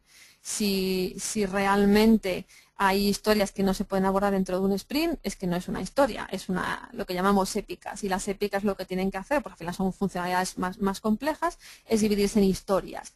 Pero todas las historias deben ser capaces de ejecutarse en un sprint, eso es uno de los principios básicos. Entonces, bueno, si tenemos funcionalidades más complejas, es lo que dentro de Scrum llamamos épicas, y simplemente hay que ser capaz de desglosarlo en tareitas, en historias más pequeñas que sí que podamos abordar dentro de un sprint. Vale, perfecto. Alejandro pregunta si los paneles físicos son únicos y si están en un lugar del trabajo concreto y no es un riesgo grande si la respuesta es decir, que tener esos paneles tan únicos es un riesgo grande. Que sí es un riesgo grande. Sí, la A verdad es que ver, no esos entiendo muy bien la paneles... pregunta. A ver, te la leo textual. Los paneles físicos son únicos y están en un lugar del trabajo concreto solo. Un riesgo grande si la respuesta es afirmativa. No sé, Alejandro, ¿puedes aclarar un poco más? Bueno, yo os voy contando. A ver, esos paneles físicos son únicos, sí, claro, porque tanto nosotros en Gambas que tenemos la gente distribuida en Madrid como en Palma, pues hay uno en Madrid y uno en Palma. Y otra cosa es que luego ese mismo panel se acaba reflejando en las herramientas electrónicas, es decir, ¿qué es lo suyo? Pues que ese panel obviamente esté donde está el equipo y bueno, pues también sobre esto hay mucha bibliografía de si se crea una sala específica para los paneles y tal, pero bueno, en nuestro caso es que es inviable, es decir, nosotros no tenemos la capacidad de tener un espacio dedicado a eso, entonces lo que hacemos es donde está el propio equipo de trabajo, las paredes directamente donde está el equipo de trabajo es donde están los paneles, pero tiene que estar en un sitio visible por todo el mundo, porque bueno, pues la gente en cuanto termina una tarea o tiene algún problema tiene que pasar a bloqueante, etcétera, se levanta y mueve el POSIT sin más. Entonces son únicos si se refieres a que están en un único sitio, sí, los que son físicos y los que son electrónicos, que al final representan lo mismo, pues obviamente están accesibles vía web para todo el mundo. Pero ya lo del riesgo no he sido capaz de... Vale, no, Alejandro también tiene más preguntas. Yo creo que duda un poco lo que es. No hay diferencia ni diagrama de red, entonces la fecha final... ¿No hay, perdona? Dependencias, ni diagrama de red. Entonces se pregunta por No. la fecha final. Claro, bueno, es un poco lo que os decía, es decir, nosotros efectivamente tenemos una lista de definición de tareas. A ver, no... tú defines las tareas, al final sí que somos perfectamente conscientes de que hay dependencias entre ellos, ¿no? Pero efectivamente no se utiliza una herramienta específica para definir esas dependencias. Pero ¿qué sucede? Que cuando tú arrancas el sprint y tienes que decir qué tareas, qué historias entran dentro de ese sprint, luego esas historias se dividen en tareas y luego esas tareas sí que tienen dependencias, ahí se pueden definir. En cuanto a qué fecha fin, pues en estos números, como os decía, al final cuando tú tienes una vara de medir a la que después de ya de muchos sprints que has llegado a esa vara de medir, es que solo es cuestión de multiplicar. Es decir, si tu equipo de trabajo es capaz de hacer 40 puntos de historias por sprint y te quedan 250 puntos de historia por hacer, es cuestión de dividir y la fecha te sale rápido. Sabes el número de sprints que tienes que desarrollar y por tanto tienes tu fecha de fin. Dentro de lo que es el backlog del proyecto, ¿vale? Recordad que nosotros tenemos también la parte del Icebox, que eran cosas que directamente sabíamos que dejábamos fuera, pero dentro de lo que es el proyecto que estamos abordando, que es básicamente lo que nos queda por hacer, es todo lo que hay en el backlog, simplemente es cuestión de revisar las historias, de darle sus puntos, dividir por la velocidad del equipo y rápidamente tienes una fecha de fin. Vale, y Alejandro sigue un poquito también. Y a lo mejor enlazamos también con una pregunta de Carlos. Bueno, Alejandro pregunta, tampoco hay comunicaciones, entonces no hay actas, no hay presupuesto, ¿y cómo se realiza una gestión de costos? ¿Sabes? Y Carlos también preguntaba cómo se puede, con Scrum, definir un presupuesto de horas a largo plazo. Vale, a ver, que yo no... Sí, a ver, yo lo que os he contado es qué cosas se definen dentro de Scrum. Las cosas que no se definen dentro de Scrum, pues hay que hacerlas fuera de Scrum. La gestión del presupuesto se tiene que seguir haciendo de manera tradicional y eso no te lo va a quitar nadie. Al final Scrum te está marcando una serie de pautas dentro de la gestión de proyecto, pero no es PMP, o PMP, perdón. Entonces, bueno, pues hay cosas que sí se pueden hacer y cosas que tenemos que seguir haciendo a la manera tradicional. Es decir, no hay ninguna herramienta que Scrum te marque para hacer una gestión de presupuestos, por ejemplo. Entonces, bueno, pues eso te lo haces a la manera tradicional, siguiendo el método de trabajo pues que esté implantado en tu compañía o que mejor se adapte a tus necesidades, ¿no? Es decir, que no lo haya contado yo no quiere decir que no haya que hacerlo, y el hecho de que no esté en Scrum no quiere decir que no haya que hacerlo, ¿no? Entonces yo simplemente me he centrado en todas aquellas partes de Scrum que son un cambio importante con respecto a un método tradicional y cómo se tiene que desarrollar, pero el resto hay que seguir haciéndolo igual. Vale. Bueno, Eduardo Fernández pregunta si la vara de medir sirve entre distintos proyectos o se cambia de vara de medir. La vara de medir depende más del equipo que del proyecto. Es decir, nosotros al final un poco lo que me comentaba antes, ¿no? Estamos haciendo una implantación de manera progresiva, pero el objetivo es que al final todo el equipo tenga esa misma vara de medir, porque realmente el equipo es el que estima el proyecto. Entonces no de las historias, perdón, no depende tanto del proyecto como del equipo. De hecho, bueno, pues Scrum sí que uno de sus principios también es que tienes que tener un equipo estable de proyecto para realmente ser capaz de sacarle todo el beneficio, ¿no? Entonces, esa vara de medir es la del equipo, no la del proyecto. Entonces, al final lo que tenéis que conseguir es que todas las personas del equipo tengan esa misma vara de medir, ¿no? Entonces, si lo vas haciendo de manera progresiva, como hemos hecho nosotros, pues lo vas teniendo poco a poco. Entonces, bueno, al final es una cuestión de llegar a un consenso y que el equipo, la gente del equipo mida igual. Bueno, a ver, nunca me van a medir igual, porque independientemente de que esa vara de medir más o menos esté establecida, obviamente a una persona le puede parecer algo más complejo que a otra, ¿no? Pero bueno, sí que se puede unificar más o menos esa vara, pero ya te digo que no depende de los proyectos, sino que depende de las personas. Vale. Reni Alejandro pregunta, te has comentado que se hicieron cambios en la arquitectura. ¿Puedes dar algún ejemplo? ¿Utilizáis SOA? Sí, bueno, al final lo que nosotros hemos hecho en la arquitectura es hemos montado todo, nosotros trabajamos con Java, entonces lo que hemos montado es Spring en todas las capas.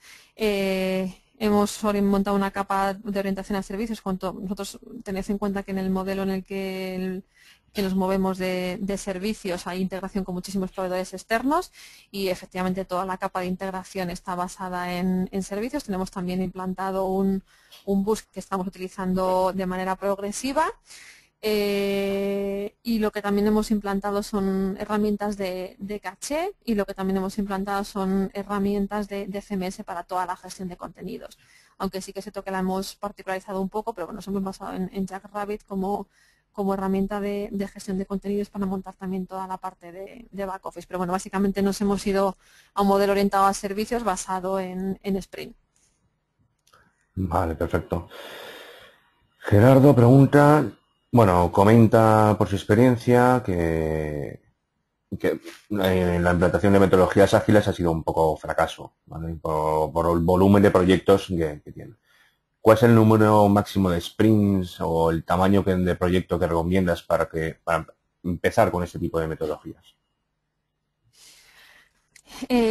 A ver, sí, efectivamente, si lo intentamos hacer todo de golpe, a veces puede ser complicado. Nosotros, al final, pues eso, elegimos hacerlo de manera progresiva y estamos trabajando, que también yo creo que al principio es un poco la clave, con equipos de 4, 5, 6 personas. Yo creo que eso es un entorno bastante manejable en la que, bueno, pues al final lo pruebas, lo pones en marcha, detectas los problemas, pero cada uno de los equipos de sprint, porque como os decía, luego se puede hacer sprint de sprints, ¿no? Es decir, yo creo que tener equipos de más de 5 o 6 personas dificulta muchísimo el poder implantar la metodología, sobre todo cuando estás arrancando. Entonces, bueno, yo recomendaría empezar pues eso, con un proyecto en el que tengamos un equipo de trabajo no muy superior a 5 o 6 personas y luego ir extendiéndolo poco a poco porque al final, bueno, pues un poco también las personas que ya están implicadas en los proyectos y luego las vas moviendo van formando al resto, ¿no? Pero efectivamente empezar con un equipo de 50 personas de golpe me parece muy complicado. Mi recomendación es esa, empezar con un equipo de 5 o 6 personas y yo creo que, bueno, pues es un tamaño muy manejable para empezar a hacerlo poco a poco. Bueno, Isabel comenta que, bueno, cuando dices que todo el mundo hace de todo, ¿quieres decir que la figura del jefe de proyecto, entiendo que sería el Scrum Master, no existe? Es decir, todos analizan, codifican, prueban y no hay un responsable al que culpar, entre comillas, del resultado. Efectivamente, eso es lo que dice la teoría y en eso se basa Scrum. Pero, por ejemplo, ahí yo es lo que os decía que nosotros nos hemos tomado pequeñas licencias. Es decir, se supone que todos deberíamos ser capaces de hacer todo, ¿no? Y que al final la gente que se autogestiona se autoforma también y debería ser capaz cualquier persona del equipo de hacer análisis, diseño, desarrollo, pruebas. Pero aquí efectivamente a nosotros no nos ha funcionado. No nos ha funcionado y por eso, como comentaba en algún punto, en algún momento de la presentación, hemos mantenido el rol de analista y el rol de testing y luego la gente de desarrollo, pues bueno, así que las hemos ido moviendo entre distintos módulos, pero sí que hemos mantenido esa especialización porque realmente a nosotros no nos estaban funcionando. Según, bueno, pues la gente que nos está haciendo el coach y nos está ayudando, deberíamos ser capaces, pero nosotros hasta el día de hoy no lo hemos conseguido y sinceramente creo que tiene su complejidad. Es decir, no digo que no, nosotros estamos en un nivel de madurez todavía pequeñito, pero eso es lo que dice la teoría. Nosotros desgraciadamente ahí todavía no hemos llegado. Y en cuanto a la gestión, efectivamente, no existe un rol de jefe de proyecto como tal, sino que existe el rol del Scrum Manager que además puede cambiar, es decir, que el Scrum Manager de un sprint a otro en teoría puede cambiar, porque realmente no es un gestor, no es el culpable o el responsable de todo, sino que es un coordinador de alguna manera, es el que se encarga de que los dailies se hagan, es el que se encarga de si hay algún problema trasladarlo a donde corresponde, pero efectivamente no es un rol de jefe de proyecto. Pero bueno, ahí nosotros bueno, también tenemos un modelo un poco híbrido porque todavía no hemos sido capaces de llegar a esa situación. Pero la teoría dice que efectivamente eso es así. No hay jefe de proyecto, un Scrum Master, que es un coordinador simplemente, y las personas del equipo que cada uno debería ser capaz de hacer de todo, pero como ya os digo, nosotros a día de hoy todavía no hemos sido capaces de llegar a ese punto. Rodrigo pregunta si puedes poner un ejemplo concreto de una historia. y tareas que incluyen esa historia. Vale, vamos a poner un ejemplito fácil. Pues, a ver, nosotros siempre empezamos definiendo las historias, porque así nos lo han contado, de yo como usuario quiero, porque siempre es fácil ese mensaje, ¿no? Al final, si tenemos que definir una historia desde el punto de vista de negocio, desde el punto de vista de aportar valor al negocio y al usuario, pues nosotros, por ejemplo, una historia de usuario podría ser yo como usuario quiero registrarme en el portal.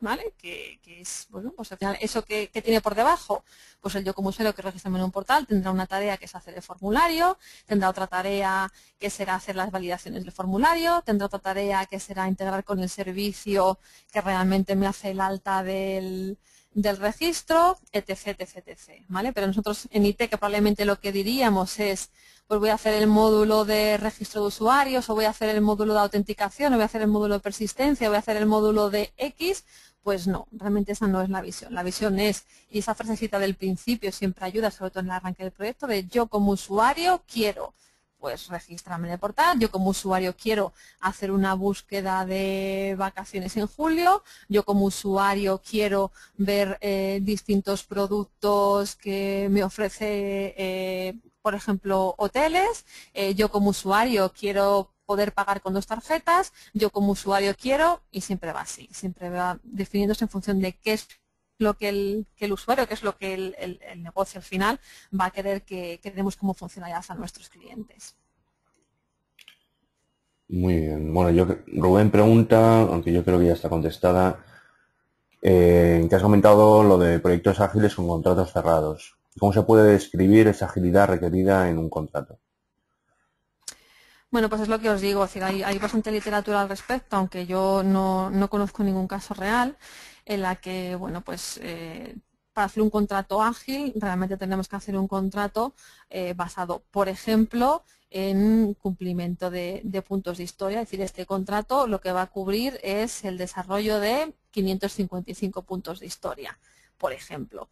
Y bueno, pues luego también marcando pues los niveles de calidad, etc, etc, pero o sea, pasamos de una visión más de proyecto con requisitos y con precio cerrado y tiempo cerrado a un contrato de vamos a ejecutar estos X puntos de historia y ese es el ámbito del proyecto. Isabel pregunta si el modelo base de datos resultante en un proyecto de desarrollo no sufre demasiados cambios a lo largo del proyecto global. Sí y no, porque ese modelo de base de datos, aunque hagas un proyecto tradicional, también sufre cambios. Sí que es cierto que en un proyecto ágil la refactorización es mayor.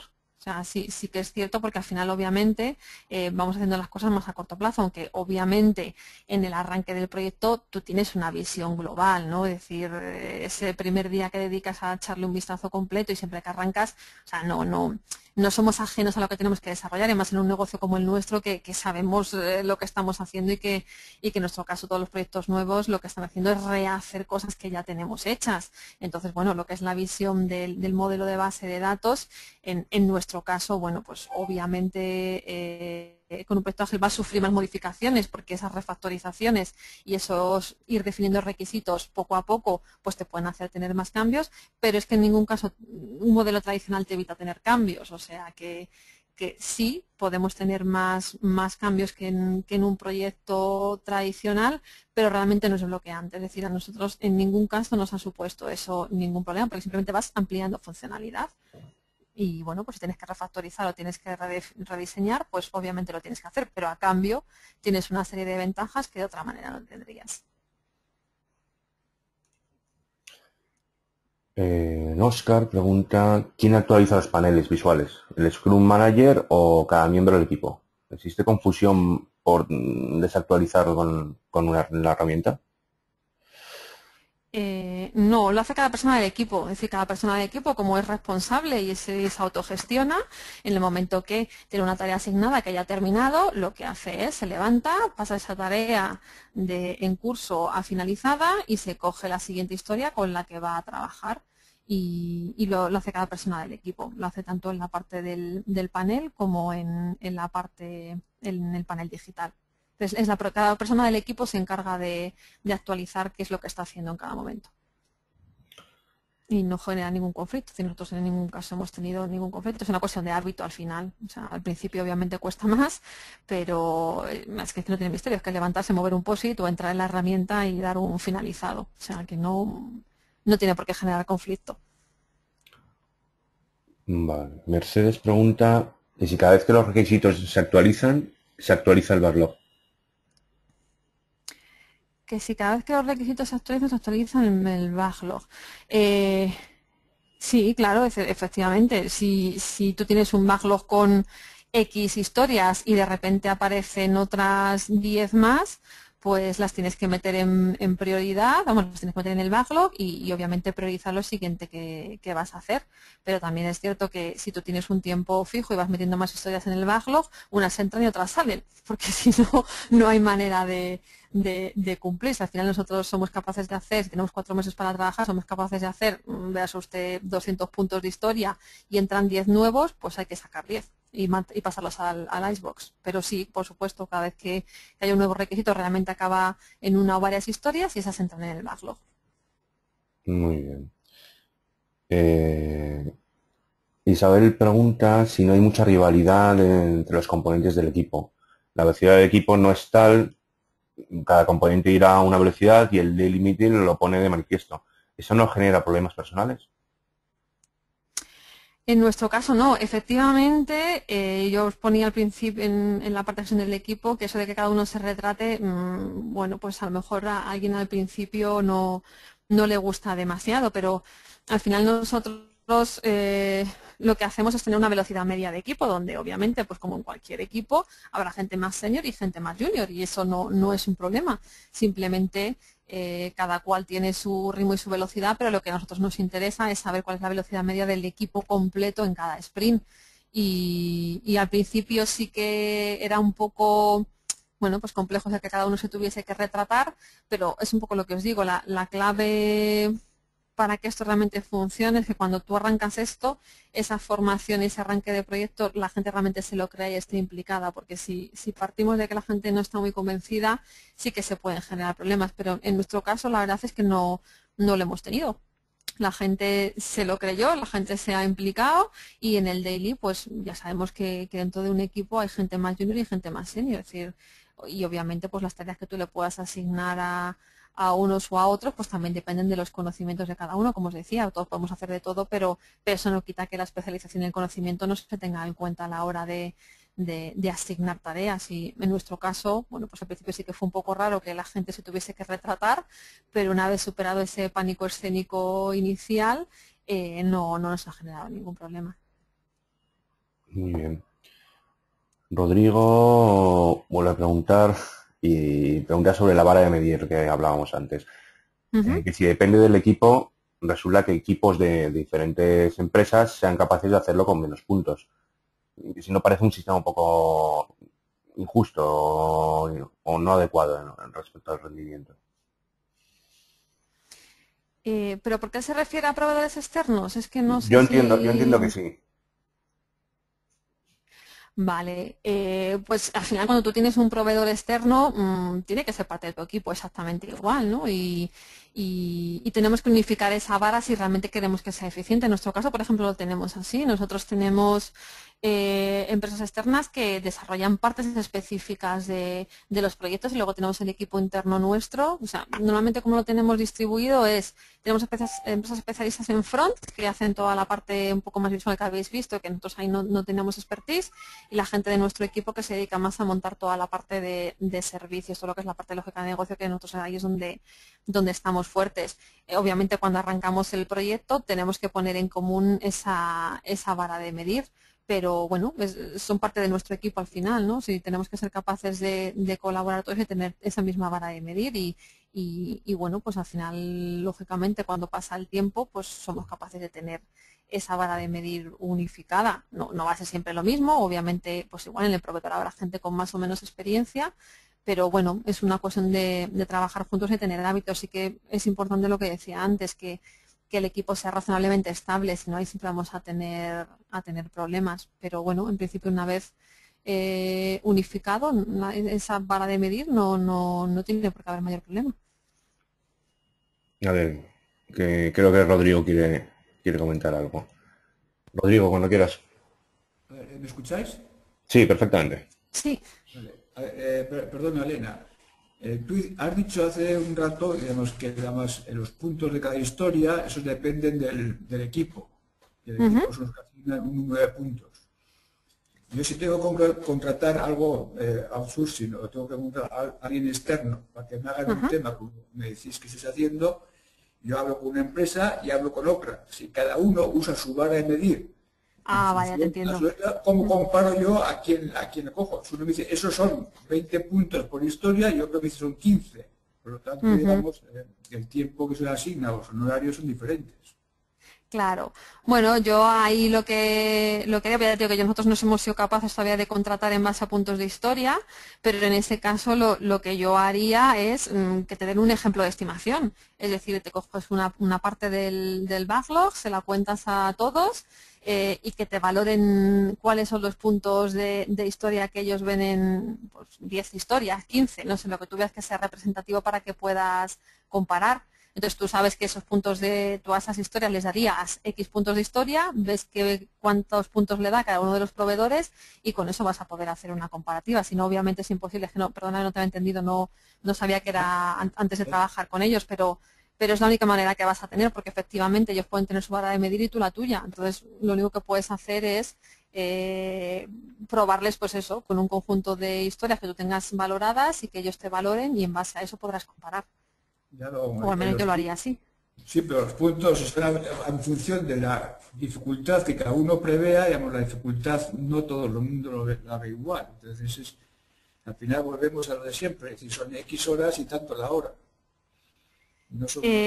Así es como lo vemos nosotros, porque precisamente no estamos acostumbrados a verlos de otra manera, pero si tú tienes definidas 5 historias y tienes el detalle de esas 5 historias, el detalle funcional de esas 5 historias, pues bueno, te va a pasar siempre, es decir, dentro de tu propio equipo habrá gente que lo vea más complejo y menos complejo, pero al final es una estimación y en base a eso te tendrás que manejar, porque efectivamente cuesta porque no es lo mismo estar trabajando y hacer la definición cuando ya estás trabajando que pensar en contrataciones, y por eso os decía que justo os lo ponía ahí en la presentación porque es que esto no está cerrado y puede generar todavía mucha polémica, pero en el momento que tú tengas unas historias que funcionalmente estén definidas y le des al proveedor toda la información que necesita para ser capaces de estimarlas, pues obviamente uno las verá más complejas y otras menos, pero ahí también depende bueno, pues el feeling que te dé el proveedor, si tú le conoces o no, las referencias que haya, los proyectos que haya tenido y si puedas... Al final podemos ver, es independiente del equipo. O sea, tú a tu equipo tendrás que exigir que sea capaz de hacerlo con un nivel mínimo. O sea, que no es decir yo las historias las creo en unos puntos dependiendo del equipo que tengo. Evidentemente, si estás obligado a trabajar con ellos, evidentemente lo tienes que hacer así. Digamos, claro, pero al final el que tú seas capaz de tener un equipo estable y que vayáis midiendo, vayáis teniendo esa vara de medir, a ti lo que te va a ayudar es saber en todo momento a tener esa visión de cuántos sprints necesitas para acabar el proyecto. Pero obviamente esa vara de medir y esa predictibilidad a ti te vale cuando tienes ya el equipo maduro trabajando en eso. Es decir, si tú metes un equipo nuevo, pues eso no lo vas a tener, ¿no? Es decir, la gracia de esto es cuando ya tienes el equipo montado y están trabajando, a partir de que establecéis esa vara de medir, tu predictibilidad de todo lo que tienes por hacer va a ser muchísimo mayor que probablemente con otros métodos, o no, en nuestro caso sí que lo ha sido, ¿eh? Si tú tienes un método perfecto con una metodología tradicional, pues sí, no, nada que decir, pero que sí que es cierto que cuando estableces esa vara de medir en el equipo, la visión de qué es lo que te queda pendiente, en nuestro caso por lo menos, es bastante exacta, ¿no? Es decir, obviamente cuando tienes un equipo nuevo... Tú puedes tenerlo exacto, pero puedes que se está dando el doble de lo que tienes que tardar. Y dices, yo acierto con el tiempo, pero si estás tardando el doble... Ya, bueno, pero eso te va a dar igual que midas en puntos de historia que midas en jornadas. Alguien te puede decir que algo tarda 5 días en hacerlo y luego tarda 10 o tarda 2. Ahí nos da un poco igual. Los puntos de una historia son independientes del equipo. A ver, no es que sean... No es que son independientes. A ver, Los puntos de historia es lo que te va a permitir gestionar el alcance y el tiempo, y no es que sean independientes de equipo, es que quien pone esos puntos es el equipo, es un poco a lo que yo me refería, pero ¿no? bueno, pero puede que eso no sea suficiente para el proyecto. Bueno, no Está sé, bien no para el sé. equipo, pero resulta que a lo mejor no está bien para el proyecto. No lo sé, para nosotros ha estado bien, no es que no sé muy bien a qué te refieres, creo que no te estoy entendiendo. Hombre, si tú dices que tienes que desarrollar una cosa en X tiempo, en 4 meses, en 5 meses, dices, porque tengo un equipo que sé lo que me hace en 5 meses y aciertas, y no fallas. Pero resulta que tus jefes o tu empresa o tu owner o lo que sea sabe que eso se puede hacer en 3 meses en vez de 5. Pero Pero ¿cómo es que sabes es un eso? equipo malo. ¿Por qué sabes eso? Evidentemente, pues, mala suerte, ¿no? Digamos que el tiempo de hacer unas cosas es más o menos establecido digamos, en todo el gremio, ¿no? No es para el Bueno, equipo. a ver si un poco, a ver, obviamente la experiencia de tu equipo, te tienes que contar que el tiempo está basado en las habilidades y en la capacidad del equipo que tienes. Entonces, si tienes un equipo que es un fenómeno, te dará muchos más puntos de historia en cada sprint. Y si tienes un equipo pues que tiene menos habilidades, pues tardará más sprints en hacerlo, pero es que te va a dar igual, quiero decir, es que no es una cuestión de que se pueda hacer en 3 meses o en 5, es una cuestión de que tú tienes un equipo, ese equipo tiene unas habilidades y unos conocimientos, en base a esas habilidades y esos conocimientos son capaces de sacar X puntos de historia por sprint, y ese es el equipo que tienes para hacer el proyecto, salvo que bueno, puedes contratar otro equipo que lo haga en menos tiempo, que obviamente eso puede ser, ¿no? Pero a lo que me refiero es que si tú tienes un equipo con el que tienes que hacer un proyecto y ese equipo tiene unos conocimientos, unas habilidades y un rendimiento, El pues proyecto con tiene eso que llegar a juegas, ¿no? tiempo, el proyecto tiene que llegar a tiempo porque si no deja de ser útil y no se hace. Entonces hay que saber en cuánto tiempo se hacen las cosas independientemente del equipo. Si tú tienes un equipo que no es capaz de hacerlo, habrá que cambiar de equipo o darle medios distintos o entrenarles más. Claro, Pero, claro, pero eso va a ser siempre así, quiero decir, independientemente de sí, Scrum o bueno, de cualquier otra bueno, cosa. lo que estoy diciendo es que, digamos, que no es, yo tengo este equipo y hago lo que puedo, pues no es, eso no soluciona los proyectos. Bueno, depende. O sea, si tú tienes la libertad de contratar a otro equipo, perfecto, pero es que hay situaciones en las que tienes ese equipo y con ese equipo tienes que hacer las cosas. Entonces, bueno, depende de cada situación, claro. Es decir, si tú tienes un tiempo cerrado en el que hacer las cosas y tienes un equipo, con ese equipo sabes que puedes hacer X y ves que si con ese X no es suficiente, que necesitas un equipo con mucha más experiencia para poder ir más rápido, pues obviamente tienes que plantearlo. Pero bueno, ya lo que me refiero es Entonces, que que las historias tienen unos puntos que son objetivos, que no son subjetivos al equipo. El equipo será subjetivo a la hora de que tú pienses que eres capaz de hacerlo o no. Pero nada más, los puntos tienen que tener un tiempo objetivo de hacerlos. No, creo no, de que no verdad que nos estamos no. entendiendo, la verdad. Y creo que estamos entrando en un bucle que no vamos a llegar a ningún punto. Al final son formas de verlo, Scrum, metodologías normales. No, si Yo no, creo si que no, es que vamos a yo no estoy dejarlo en contra aquí. del Scrum. Lo que quiere decir que los tiempos son objetivos. Bueno, de Bueno, otra manera, muchas veces. Rodrigo, muchísimas gracias. Es que ya son horas. Agradecer a Elena, de verdad, muchísimas gracias por tu presentación. Gracias por tu tiempo y sobre todo el atraco este de los 50 minutos extras de preguntas. Vale. Nada, encantada de si puedo ayudar o resolver dudas. Y bueno, una retaila de gente agradeciendo en el chat tu presentación. Y nada, recordad a todos los asistentes que recibiréis un correo, a todos los que sois PMPs, para reportar los PDUs. Elena, una vez más, muchísimas gracias y hasta siempre. Gracias a vosotros. Hasta luego.